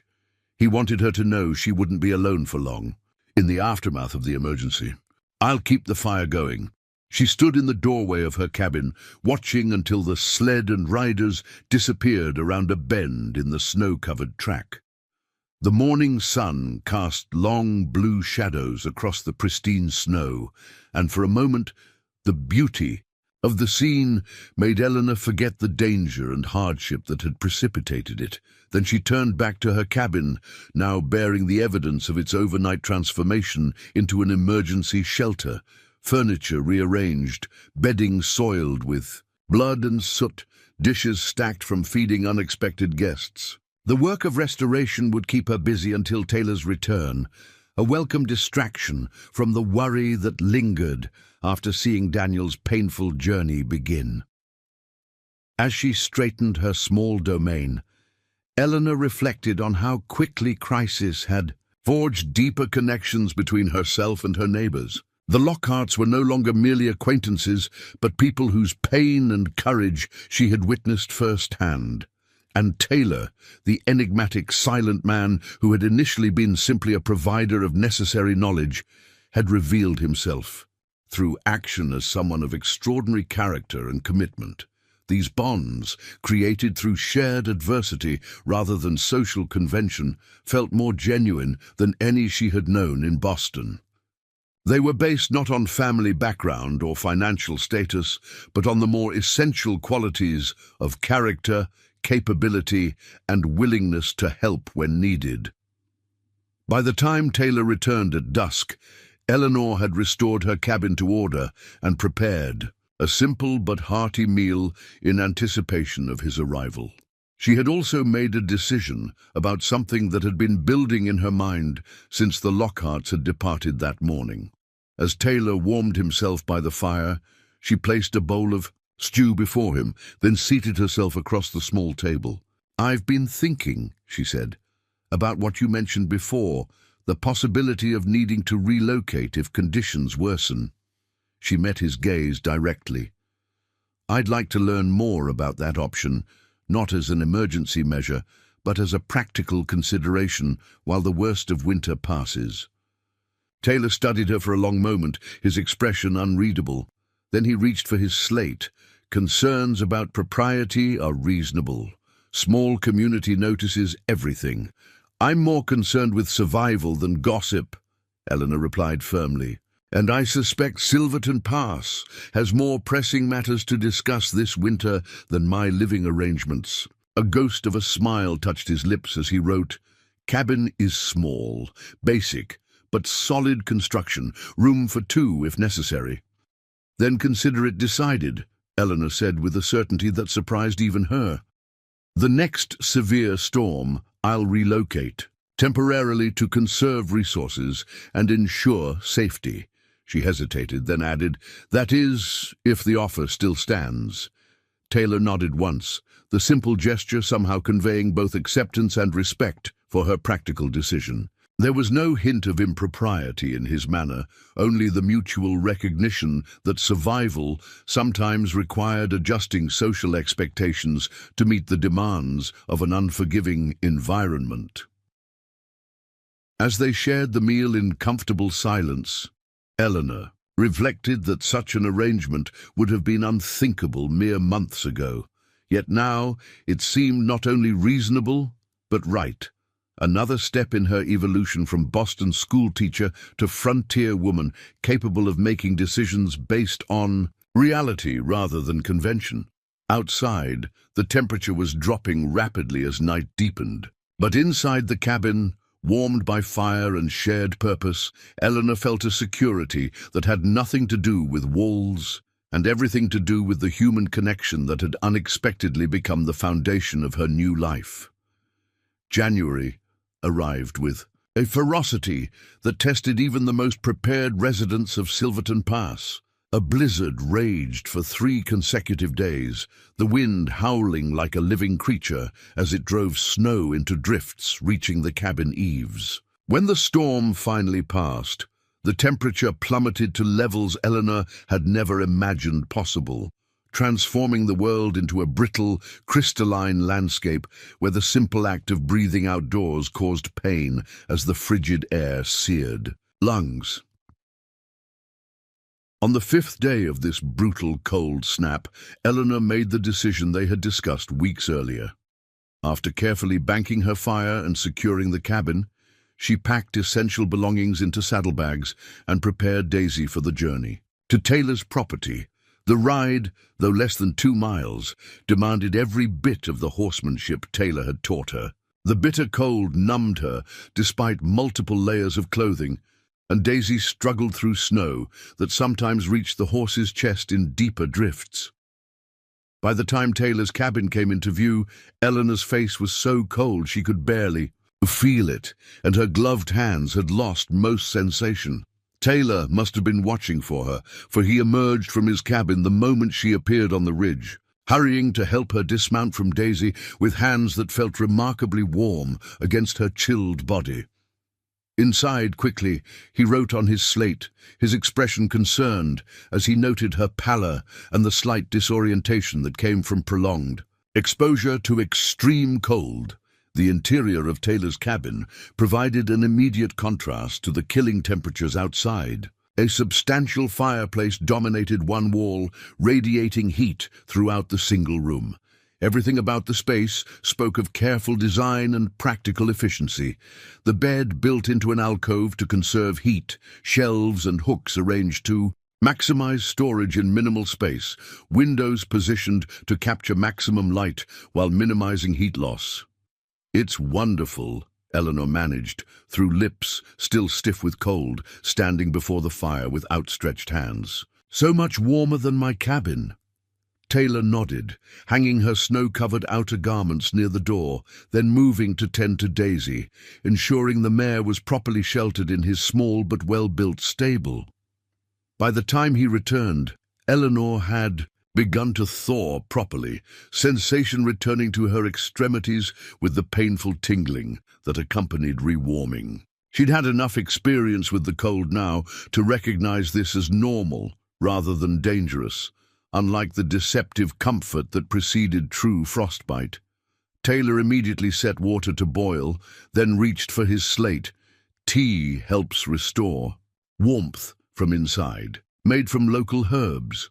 The tea, when served, had an unfamiliar but pleasant flavor, slightly minty, with undertones of something like pine. Its warming effect seemed to reach her core more quickly than any beverage Eleanor had tried previously. "This is remarkable," she said, cradling the mug between still, tender hands. "Your own blend." He nodded, then elaborated. "Learned from Ute medicine woman years ago. Good for cold, helps prevent mountain sickness too." This casual reference to learning from native peoples was another reminder of how fundamentally different Taylor's experiences had been from her own sheltered upbringing. He had clearly absorbed knowledge from every available source, regardless of society's typical hierarchies or prejudices. As the day progressed, they established a rhythm of shared habitation that felt surprisingly natural.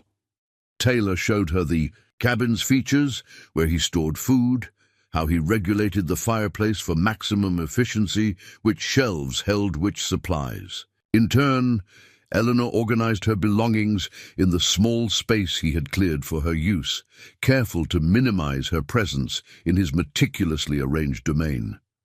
By evening, the practical arrangements were complete, leaving them to navigate the less tangible aspects of their temporary cohabitation. Eleanor was acutely aware that despite the frontier's more flexible social standards, they were engaged in something that would raise eyebrows even in Silverton Pass, an unmarried woman sharing quarters with a bachelor, regardless of the circumstances.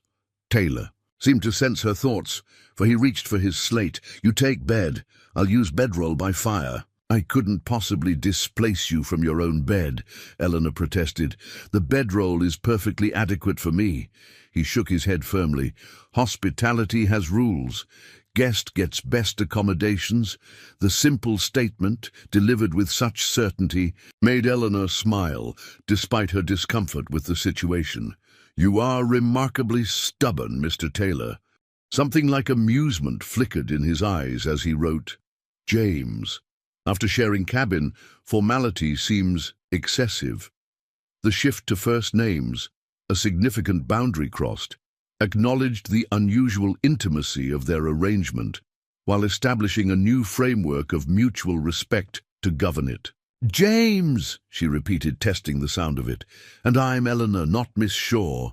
He nodded once, accepting the exchange as settled, then turned to preparing their evening meal, a stew that had been simmering slowly throughout the afternoon, filling the cabin with savory aromas that reminded Eleanor how long it had been since her meager breakfast. That first night established the pattern for the days that followed. James took the bedroll near the fire, despite Eleanor's continued protests, rising before dawn to rebuild the fire and start coffee before she awoke. They shared meals at the small table, dividing household tasks according to ability rather than conventional gender roles. Eleanor found herself learning new skills daily: how to maintain the perfect fireplace temperature, how to mend leather harnesses, how to preserve meat in the frontier fashion. The forced proximity, which might have been awkward or tension-filled, instead developed into a comfortable routine. James remained a man of few written words, but his actions spoke volumes about his character. He was unfailingly considerate, scrupulously respectful of her privacy, and seemingly untroubled by arrangements that defied social convention. For her part, Eleanor discovered that the Boston schoolteacher, who had been so concerned with propriety and reputation, now found those considerations increasingly irrelevant compared to more fundamental values: kindness, competence, integrity. James Taylor possessed these qualities in abundance, making him, in her estimation, more truly civilized than many supposedly cultured men she had known in the East. A week into this arrangement, as they sat before the fire after dinner, Eleanor found herself contemplating how profoundly her perspective had shifted since arriving in Colorado Territory.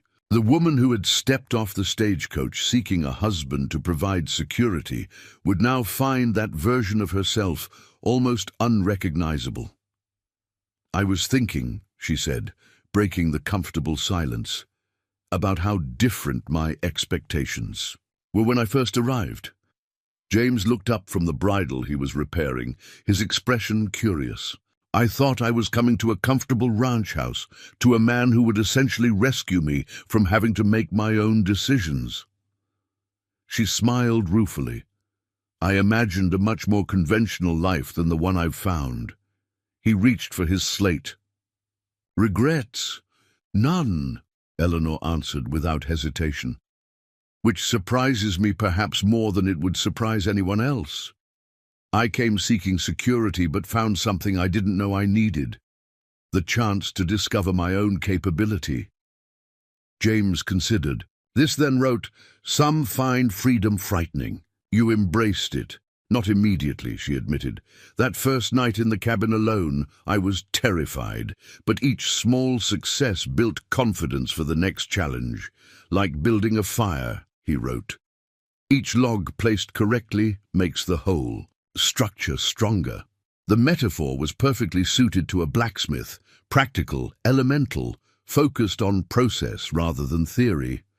It was also, Eleanor realized, precisely how their relationship had developed, not through grand gestures or declarations, but through accumulated moments of trust and mutual support. The moment of reflection was interrupted by a sound rarely heard in the depths of winter: hoofbeats approaching through the snow. James rose immediately, moving to the window with the alertness of someone for whom unexpected visitors were a cause for caution rather than celebration.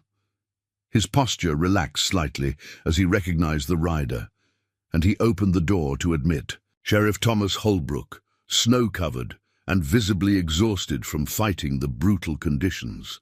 "Taylor," the sheriff nodded in greeting, then noticed Eleanor by the fire. His eyebrows rose slightly, but to his credit, he made no comment on finding her in James's cabin. "Miss Shaw, glad to see you're both well." Sheriff Holbrook, Eleanor, acknowledged, rising to offer him coffee. "You look half frozen. What brings you out in these conditions?" Holbrook accepted the coffee gratefully, gulping it despite its temperature. "Trouble brewing in town. Thought you should know, especially since it might concern you, Miss Shaw." Eleanor exchanged a glance with James, whose expression had grown watchful. "What kind of trouble?" "Stranger arrived on yesterday's stage from Denver," Holbrook explained, warming his hands around the mug. "Well-dressed Eastern fellow, asking questions about a woman from Boston, showed your description to half the businesses in town before I got wind of it." A chill that had nothing to do with the weather ran through Eleanor. "Did he give his name? Called himself Howard Mercer? Said he was representing family interests?" The name struck Eleanor like a physical blow. Howard Mercer, her father's business associate, the man whose unwanted attentions she had fled. Somehow he had traced her to Silverton Pass, just as she had feared he might. James watched her reaction closely, then wrote, "Someone you know?" "Yes," Eleanor replied, her voice strained. "The man I mentioned before." the one who expected to acquire my father's business through marriage to me. I never thought he would actually follow me west." Holbrook's expression grew more concerned. "He's staying at the Mountain View Inn, asking everyone about a Miss Eleanor Shaw, who might have arrived last summer. Says he's worried about your welfare, but something about him didn't sit right with me. That's why I rode out to warn you." "Thank you, Sheriff. Your instincts are correct. Mr. Mercer's concern is entirely self-serving." Eleanor struggled to maintain her composure as she contemplated the implications of Howard's arrival. "Did you tell him where to find me?" "Told him I'd make inquiries," Holbrook said. "Didn't mention the Harrison property or Taylor here. Figured that was your business to share or not." James had been listening intently, his expression darkening as he understood the situation. He wrote quickly, "What does he want?" Eleanor sighed, recognizing that full disclosure was necessary. "My father owned a successful textile business in Boston. Before his death, he transferred ownership to me rather than to Howard, who had expected to gain control through a marriage arranged with my father. When I left Boston, I also left instructions with our family lawyer regarding management of the business." She looked at James directly. "What Howard doesn't know, what almost no one knows, is that I also withdrew a substantial portion of the company's liquid assets before departing. The money I've been living on isn't just personal savings. It's the business capital that Howard believes rightfully belongs under his control." The admission hung in the air between them. Eleanor waited for judgment, for criticism of what could be seen as deception by omission in their relationship. Instead, James simply nodded, his expression unchanged as he wrote, "Your father gave it to you legally." "Yes. Everything was properly documented and filed with the courts. Then it's yours to use as you see fit." The simple acceptance, free of the moral censure she had half expected, reinforced Eleanor's growing certainty that James Taylor was unlike any man she had previously known. He judged situations on their fundamental fairness rather than by arbitrary social standards. Holbrook cleared his throat. "Well, legal or not, this Mercer fellow seems determined to find you. What do you want me to tell him if he keeps asking around?" Eleanor considered her options. Running again wasn't feasible, not in winter, and not when she had finally begun establishing a life that felt genuinely her own. Hiding was similarly impractical in a community as small as Silverton Pass. "Tell him the truth," she decided finally, "that I'm living at the Harrison property, but perhaps not immediately. I'd like a day to prepare for his arrival." The sheriff nodded. "I can stall him that long easily enough. Roads are bad anyway. He couldn't reach the Harrison place until tomorrow at the earliest. James wrote, 'We'll return to your cabin at first light. Better to meet him there.'" Eleanor understood the logic. Facing Howard at her own property rather than James's cabin would demonstrate independence rather than vulnerability, and avoid the complications of being found in living arrangements that Howard would certainly use against her if possible. "Thank you, Sheriff," she said. "We appreciate the warning." After Holbrook departed, having refused offers to stay the night in favor of returning to his duties in town, Eleanor found herself gripped by an anxiety she hadn't felt since her early days. In Colorado Territory, the life she had carefully constructed seemed suddenly threatened by this unwelcome connection to her past. James watched her pacing before the fire, then wrote, "Tell me about him. Need to understand what we're facing." The use of "we" rather than "you" wasn't lost on Eleanor. Even without discussion, James had positioned himself as her ally in the coming confrontation. "Howard Mercer is everything that succeeds in Boston society," she explained. "Charming, well-connected, from an old family with a distinguished name but diminished finances. My father believed his business acumen would help expand our company, and Howard cultivated that belief carefully." She paused, organizing her thoughts, but a man she had hoped never to encounter again. What my father didn't see, or chose not to see, was Howard's less admirable qualities. His cruelty to those he considers beneath him, his belief that women are essentially property to be acquired and controlled, his willingness to manipulate others to achieve his aims. James considered this assessment, then wrote, "Dangerous? Not physically, I don't think. His methods are more subtle. Social pressure, legal maneuvering, attacking reputation rather than person." Eleanor's hands twisted together unconsciously. "But he's persistent and resourceful. He wouldn't have come this far without a plan." "You've changed since Boston," James wrote. "He expects the woman who left, not the woman you've become." The observation struck Eleanor forcefully. Howard would indeed be expecting the somewhat sheltered, socially conscious woman who had fled Boston, not the self-reliant, practical person who had survived months of frontier challenges. Perhaps that difference provided an advantage she hadn't considered. "You're right," she said slowly. "He'll try to use my former weaknesses against me: concern for social standing, desire for security, lack of practical knowledge. None of those apply anymore." James nodded, a rare smile briefly transforming his serious features. "Use that. Show strength, not vulnerability." As they prepared for sleep, making plans for the early return to the Harrison property, Eleanor found her anxiety gradually replaced by a steely determination. Howard Mercer represented everything she had left behind: a world of rigid social hierarchies, prescribed roles for women, and marriages based on financial arrangements rather than genuine connection. Facing him would be the ultimate test of her transformation from Boston society woman to Colorado frontiers woman. It would require not just the practical skills she had acquired, but a fundamental shift in how she valued herself and her choices.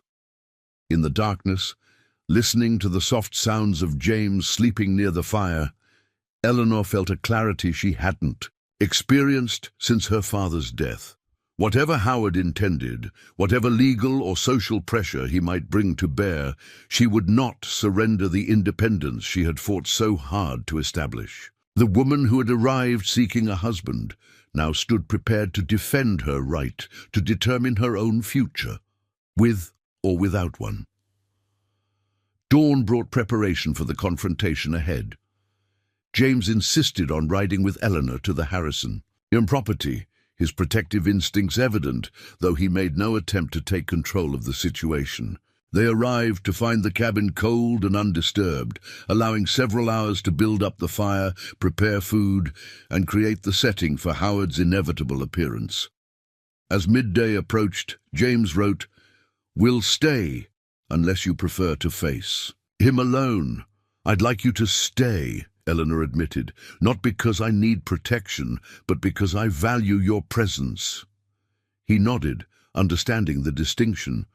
This wasn't about a man defending a woman, but about allies facing a challenge together, each contributing their particular strengths. The sound of an approaching sleigh came shortly after noon. Through the window, Eleanor could see a hired conveyance from town, with a figure muffled in expensive furs seated behind the driver. Even at a distance, Howard Mercer's bearing conveyed the entitled confidence of someone accustomed to deference. "He's here," she said, her voice steady despite the emotion churning beneath her composed exterior. "Remember, whatever he claims about me or my past, trust that I'll explain everything fully once he's gone." James met her gaze directly, his blue eyes conveying what his silent voice could not: absolute faith in her integrity, regardless of what accusations might be forthcoming. As the sleigh drew to a stop before the cabin, Eleanor squared her shoulders and opened the door, prepared to confront not just Howard Mercer, but the final vestiges of the woman she had once been. Howard Mercer cut an impressive figure as he stepped from the hired sleigh. Tall, impeccably dressed in a fur-lined coat that had clearly never seen actual labor, with a face that combined aristocratic features and the confident smile of a man accustomed to getting his way. His dark hair, carefully styled beneath an expensive hat, showed no trace of grey despite his 40 years, and his clean-shaven appearance stood in stark contrast to the bearded men typical of frontier settlements. "Eleanor," he called, approaching the cabin with an outstretched hand. "Thank God I've found you. You can't imagine my concern when I discovered you'd departed Boston without a word." Eleanor remained in the doorway, making no move to meet his offered hand. "That's not entirely accurate, Howard. I left specific instructions with Mr. Phillips regarding the management of Thornton Textiles in my absence." Howard's smile faltered slightly at her cool reception, but he recovered quickly. "Ah, yes, the lawyer. He was unfortunately not forthcoming about your whereabouts. I've been searching for months." His gaze shifted past her to where James stood silently inside the cabin. "You see, you're not alone. Won't you introduce me to your friend?" The slight pause before friend carried unmistakable insinuation. Eleanor refused to rise to the bait. "James Taylor, this is Howard Mercer from Boston. Mr. Mercer, Mr. Taylor is the foreman of this property and a valued neighbor." Howard extended his hand to James, who hesitated briefly before accepting it with a firm grip that caused the Bostonian to wince slightly. "A pleasure, I'm sure," Howard said, though his tone suggested otherwise. "I hope you won't mind if I speak. Privately with Miss Shaw, we have urgent business matters to discuss." James looked to Eleanor, clearly leaving the decision to her. "Mr. Taylor is aware of my circumstances," she said. "Anything you wish to say can be said in his presence." Howard's expression hardened, the charming facade slipping momentarily to reveal the calculation beneath. "As you wish, though I must say I'm surprised at how rustic your living conditions have become. This is hardly the environment Jonathan envisioned for his daughter." "My father wanted me to have freedom and independence above all," Eleanor countered. "Please come inside, Howard. The temperature is dropping, and I doubt your Boston attire is adequate for extended exposure to Colorado winters." Once inside, Howard made a show of examining the cabin's simple furnishings, his distaste evident despite his attempt at a neutral expression. "Quite a change from Commonwealth Avenue," he remarked, removing his gloves. "I can't imagine what drove you to such primitive circumstances." "I think you know exactly what, or rather who, drove me to seek a new beginning," Eleanor replied, her gaze steady. "But that's irrelevant now. What matters is why you've traveled so far to find me." Howard adopted an expression of wounded concern. "Out of worry for your welfare, of course. When you disappeared so abruptly, leaving only the most minimal instructions regarding the business, I feared you might have fallen victim to some scheme or manipulation." "The only scheme I encountered was upon arrival," Eleanor said, "when I discovered the man I'd corresponded with didn't exist. Everything since then has been my choice." Howard raised an eyebrow. "A mail-order bride arrangement? Really, Eleanor, I would never have expected such desperation from a woman of your background and education." James shifted position slightly, his stance becoming more protective, though his expression remained impassive. Eleanor appreciated his restraint. Responding to Howard's provocations would only feed into the narrative the Bostonian was attempting to create. "My personal decisions are not the issue here," she said firmly. "You've traveled a considerable distance, presumably with some purpose beyond expressing concern for my choices." Howard sighed dramatically, seating himself uninvited in the cabin's single comfortable chair. "Always direct to business. Your father would be proud." He glanced meaningfully around the cabin.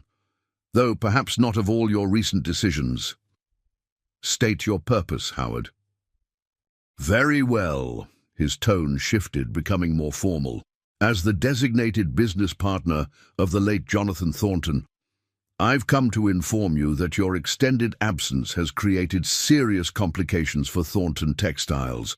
The board of directors has expressed grave concerns about absentee ownership, particularly given the substantial funds that were withdrawn immediately prior to your departure. Eleanor had anticipated this approach. The funds were legally mine to withdraw, as confirmed by the company charter and my father's will.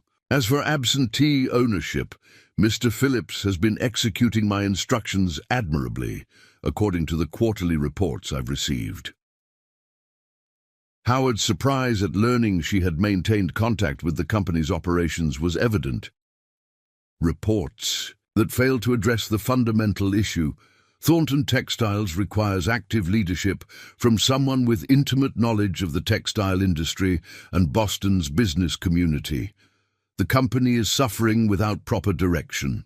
Is it? Eleanor moved to a small trunk in the corner, retrieving a folder of papers. The most recent financial statements show a 12% increase in profits compared to the same quarter last year.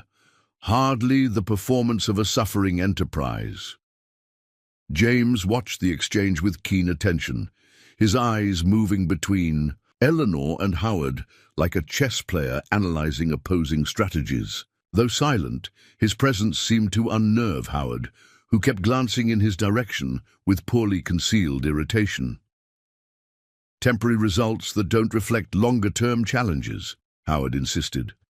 The truth is, Eleanor, your father built Thornton Textiles with the understanding that I would eventually assume leadership, bringing my connections and experience to expand the company's reach.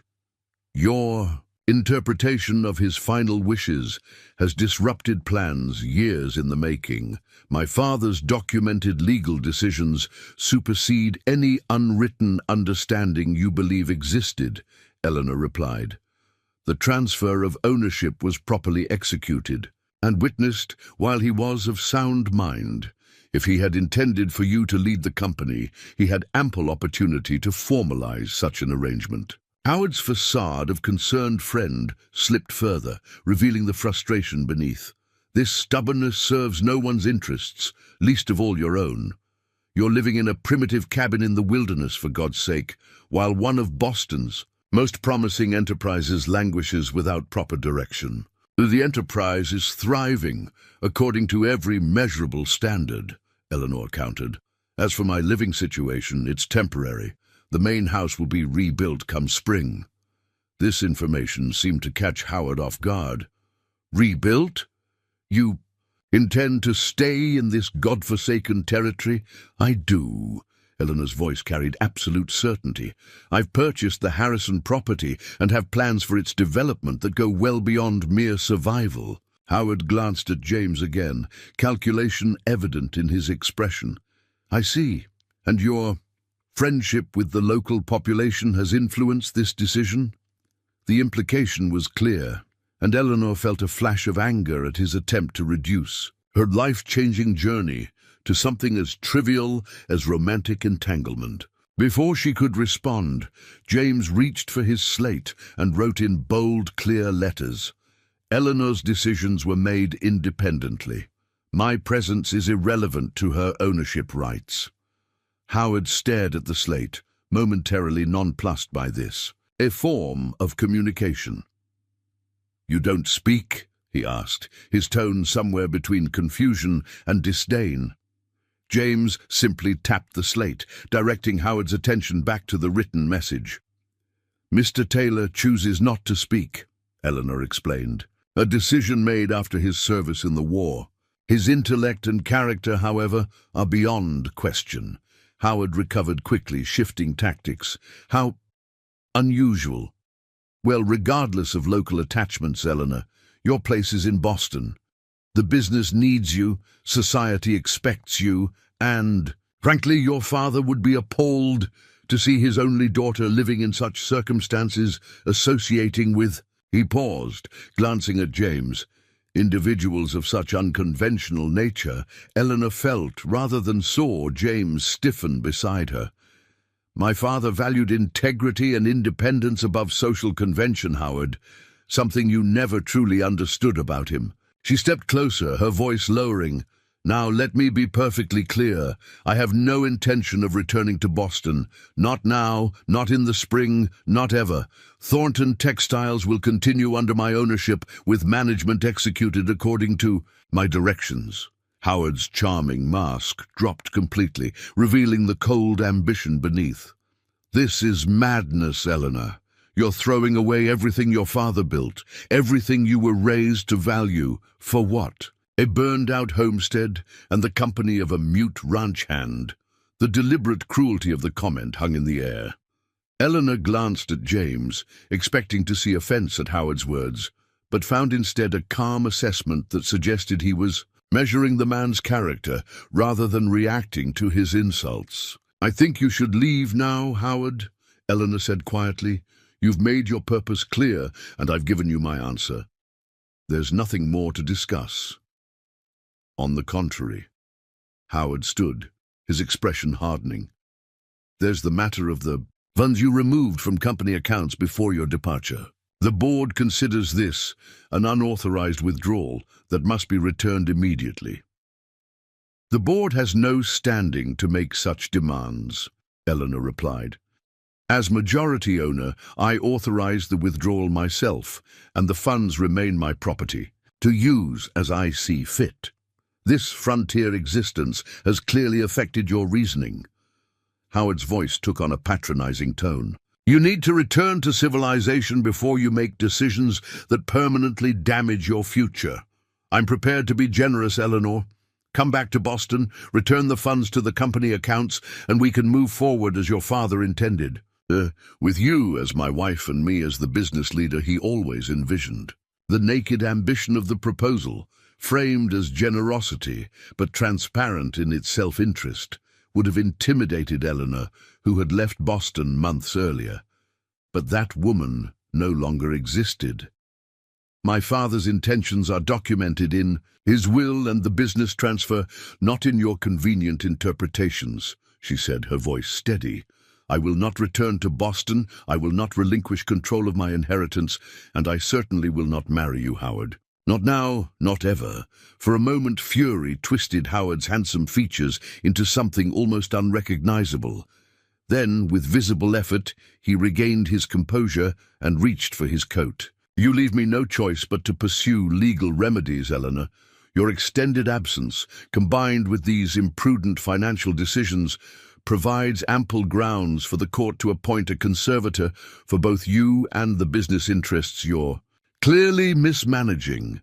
James moved forward then, writing quickly on his slate and holding it where both Eleanor and Howard could read. "Any legal action would need territorial court approval. Judge Daniel Lockhart presides here, knows Eleanor's character and capability firsthand." Howard frowned at this unexpected complication. Local judicial peculiarities notwithstanding, Boston courts have primary jurisdiction over Thornton Textiles. "But not over me," Eleanor pointed out. "I've established legal residence in Colorado Territory, registered property ownership here, and have documented evidence of sound mental capacity and business judgment. Any attempt to declare me incompetent would face significant judicial hurdles, particularly given the company's continued profitability under my direction." The confidence with which she delivered this assessment, clearly not the reaction of a woman easily intimidated by legal threats, caused Howard to reassess his approach. "This is not what Jonathan would have wanted for you," he said, attempting to appeal to sentiment where threats had failed. "He valued the business, yes, but he also valued your place in society, your future security. Living alone in the wilderness, associating with," he glanced disparagingly at James, "people who can't even participate in normal conversation. This isn't the life he envisioned for his daughter." "My father wanted me to live with integrity and independence," Eleanor replied. "I'm doing exactly that, and I'm not alone. I have neighbors, community, purpose, more genuine connection than I ever found in Boston society." Howard's gaze moved between Eleanor and James, noting something in their posture, their mutual protectiveness, that suggested a bond deeper than mere neighborly assistance. "I see," he said coldly. Well, when this frontier infatuation has run its course, and you find yourself desperate to return to civilization, don't expect a warm welcome. Boston society has little patience for women who abandon their responsibilities. And proper place. Then I shall have to build a life without Boston society's approval, Eleanor replied, opening the cabin door in clear dismissal. Good day, Howard. Your sleigh driver must be getting cold. For a moment, Howard looked as if he might continue the argument, but something in Eleanor's resolute expression convinced him of its futility. With a curt nod, he strode to the waiting sleigh without a backward glance. Eleanor stood in the doorway, watching until the sleigh disappeared around the bend in the snow-covered track. Only then did she allow her shoulders to relax, the tension of the confrontation releasing in a long, shaky breath. James moved to stand beside her, his expression questioning as he wrote, "Are you all right?" "Yes," she said, surprised to discover it was true. "Actually, I feel more certain than ever before. Seeing Howard, hearing his arguments, they had no power over me. None of it had the power it once did." They returned inside, where Eleanor stoked the fire, the familiar task helping to ground her after the emotionally charged encounter. James sat at the small table, watching her with an expression that suggested he was waiting for her to process the experience in her own time. Finally, she joined him, her thoughts collected. "I should have told you sooner about the full extent of my financial situation," she said. "It wasn't that I didn't trust you, but rather that I wanted to establish myself here based on who I am, not what I possess." James nodded, writing, "Understand." "Completely. Past shapes us but doesn't define us. Howard will likely pursue some legal action," Eleanor continued. "He's not one to admit defeat easily. But I believe my position is secure, particularly with Judge Lockhart's court having jurisdiction over my residence here. Will help however needed," James wrote. "Have some experience with legal complications." This offhand reference to yet another aspect of his life that remained largely unknown to her reminded Eleanor how much of James Taylor remained a mystery, despite the months they had spent in each other's company. "James," she said carefully, "you've been extraordinarily supportive throughout everything since my arrival. You've taught me, helped me, stood beside me through challenges that would have overwhelmed me alone. Yet I realize how little I truly know about your life before we met." He seemed to consider this observation, his expression thoughtful rather than defensive. After a moment, he wrote, "Some stories are difficult to tell, even in writing. But you deserve to know." He reached for a fresh sheet of paper, the slate inadequate for what he needed to communicate, and began to write more than Eleanor had ever seen from him at one time. Was captain in the Union Army, Pennsylvania Volunteers, led men into battle at Antietam, Fredericksburg, Gettysburg, lost most of my company at Gettysburg, ordered a charge that sent them into Confederate artillery, survived myself through pure chance. After the war, couldn't reconcile surviving when better men died following my orders." He paused, seeming to gather himself before continuing. Voice worked fine physically, chose silence as penance, reminder, came west seeking isolation, found purpose instead at Harrison Ranch. Nathan Harrison hired me despite peculiarity, as he called it. Became a family of sorts. Eleanor read each word carefully, understanding the immense trust implied by this sharing of his most painful experiences. "Thank you for telling me," she said simply. "It helps me understand your choices better." James nodded, then added one more line. "Silence began as punishment, became comfort eventually, then habit. Now just part of who I am. And who you are is someone I've come to admire deeply," Eleanor said, the words emerging with an honesty that surprised even her. "Your silence has never hindered our understanding. Perhaps it even enhanced it. We've learned to communicate in ways that go beyond casual conversation." He studied her face for a long moment, then wrote, "Never expected to find someone who understood. Changes everything." The simple statement contained volumes of meaning, an acknowledgement that their relationship had evolved into something neither had anticipated when she first arrived at the burned Harrison property. "Yes," Eleanor agreed softly, "it does change everything." Outside, the winter sun was beginning its early descent, casting long shadows across the snow. Inside the cabin, warmed by fire and shared understanding, two people who had begun their journey seeking solitude found themselves contemplating a future neither had expected. James wrote again, the words careful and deliberate. "Property needs rebuilding come spring. Main house, outbuildings, fences. More than one person can manage alone. Are you proposing a continued partnership?" Eleanor asked, her heart quickening despite her attempt at a practical tone. His smile, rare but transformative when it appeared, softened his weathered features as he wrote, "Partnership at minimum. More if welcome." The carefully phrased offer, respecting her independence while acknowledging the deeper connection between them, touched Eleanor profoundly. This was not Howard Mercer's presumptuous expectation of marriage as a business arrangement, but something far more genuine. A relationship built on mutual respect, shared challenges, and a deep understanding that transcended conventional communication. "More would be very welcome," she replied, her voice steady despite the emotion behind the words. "I came west, seeking security through marriage to a stranger. I found something infinitely more valuable, the chance to discover my own strength, and a connection based on who I truly am, not what society expected me to be." James reached across the table, his calloused hand covering hers in a gesture more eloquent than any written or spoken words could have been. His blue eyes, usually guarded, held a warmth and certainty that needed no translation. In that moment, with the last light of day gilding the snow-covered landscape outside, Eleanor Shaw recognized the full circle of her journey.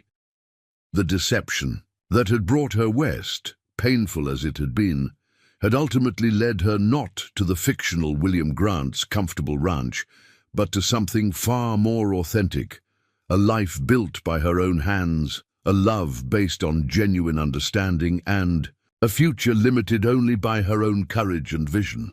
Spring would bring rebuilding of the Harrison main house, of the ranch operations, perhaps eventually of a school for Silverton Pass, but the foundation had already been established, stronger and more enduring than any building could be. Eleanor had traveled west, seeking a husband, and found herself instead. In doing so, she had also found James Taylor, a man whose chosen silence spoke more truth than all of Howard Mercer's eloquent manipulations. As darkness settled over the Colorado wilderness, Eleanor felt none of the fear that had plagued her first nights in the territory. Whatever challenges lay ahead, legal threats from Howard, the physical demands of reconstruction, the ongoing hardships of frontier life, she would face them with hard-won confidence and the steadfast support of the silent man whose actions had always spoken louder than words ever could. The mail-order bride, who had arrived at a burned cabin, had not only survived, but thrived. And the silent ranch hand, who had first viewed her as an unexpected complication to his solitary existence, had found in her a reason to build rather than merely endure. Together, they would create something neither had imagined possible when their paths first crossed, a future defined not by what they had lost or fled, but by what they had found in each other and in themselves. Up next, you've got two more standout stories right on your screen. If this one hits the mark, you won't want to pass these up. Just click and check them out. And don't forget to subscribe and turn on the notification bell so you don't miss any upload from us.